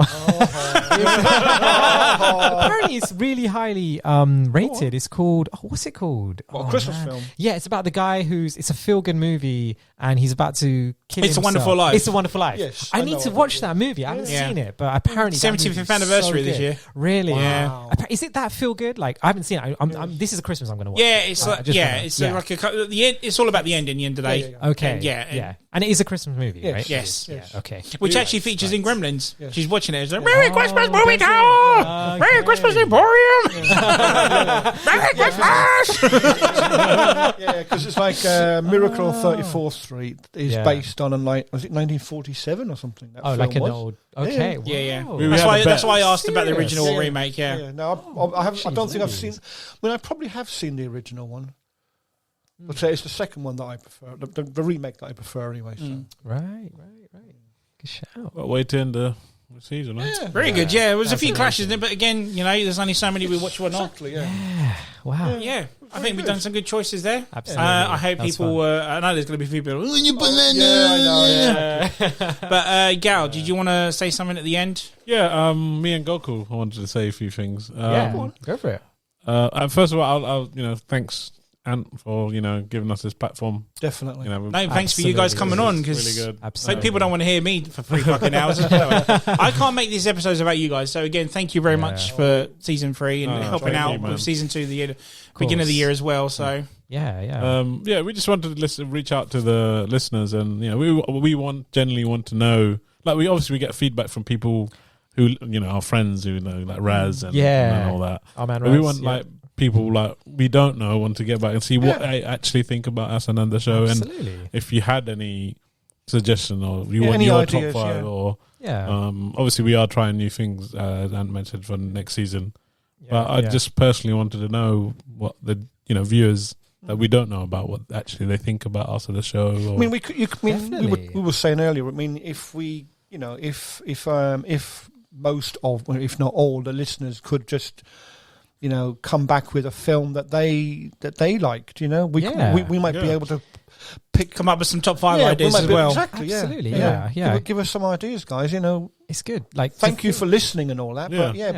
But please give us what your top 5s are and whatever. yeah, and, exactly. Yeah, we might do something during the year. Yeah, it's amazing, Exactly. isn't it? Like, to think that we started, we're at the end of season 3 now, I know, guys. yeah. Come on, and Yeah. wow, end of season 3. Yeah, so it's we like, we have done gone- after we've done like 54 episodes. Oh wow! So 50 normal episodes, and then we've obviously done specials, haven't we? Yeah. So in all of us, there's like 50 odd episodes now. Wow. That's nice. incredible, Yeah. It's crazy, isn't it? Yeah, and I think it's at a point now we can all sit at the table and say, okay, guys, this is what we've done. How can we improve it? If there's anything that you guys are seeing in just other feedback, podcasts, generally. like how do other people do it, and how can we improve it, or Yeah, just, exactly, yeah. but at the same time keeping it original, right? And like we don't want to Absolutely. like totally copy someone else. No, and do it. Yeah, of course not. We absolutely. want to keep it original, and at the same time, if there's anything that you hear, and is there anything, any other feedback, like I was saying, anywhere I in the generally just world. want to hear from the people who are listening to us. Yeah, I'm sitting there like, yeah. and put a post that said that we got 1% listener in Canada. In Canada, I want to know yes. who that is. If you're that Canadian listener, reach out to us, please. exactly, yeah. We want to know. Like Canada, Japan, Vietnam. We've got loads. Absolutely. So we just want to hear from them. Yeah, hear from us. Just Tell tell us it- what's yeah. happening. What makes you And Australia, Canada's Australia a big as well. place. Tell us where you're from. exactly. Yeah, it'll be good. Like more interaction, kind of thing, and you know.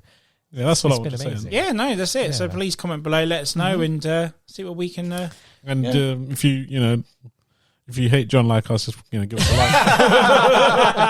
Hashtag ban John from season 4. I know. I didn't give much to season 3, but Yeah, busy, innit, so it doesn't matter. Exactly. Yeah. Trust me, Dad, But, you weren't great missed. thing. Trust me, we made sure that you were. Oh, I'm part of sure. that, I'm yeah. sure I was mentioned. My ears burnt a lot. Fucking talking about me again. Damn bastards. So yeah, so before we go, Yes. guys, a Merry Christmas to you all, Oh, and a happy 2022 to you all as well. Yes, Yep. And- To you, absolutely, buddy. absolutely. Happy, Definitely. Merry Christmas, man. This is it. Happy So New we'll Year. leave it there, guys. And guys, if you like what you listen to, please follow us on Facebook at the M.T.V.B Podcast, on Instagram at M.T.V.B Podcast, on Twitter at M.T.V.B Podcast 1, or on TikTok on M.T.V.B 197.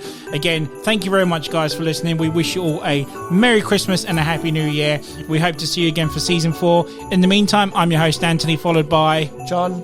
Go cool. Grey Fox. and we're all signing off, guys. See you next year for season 4. Bye bye. Merry See you Christmas, guys. guys. Merry Christmas, guys. everyone. See you later. See ya.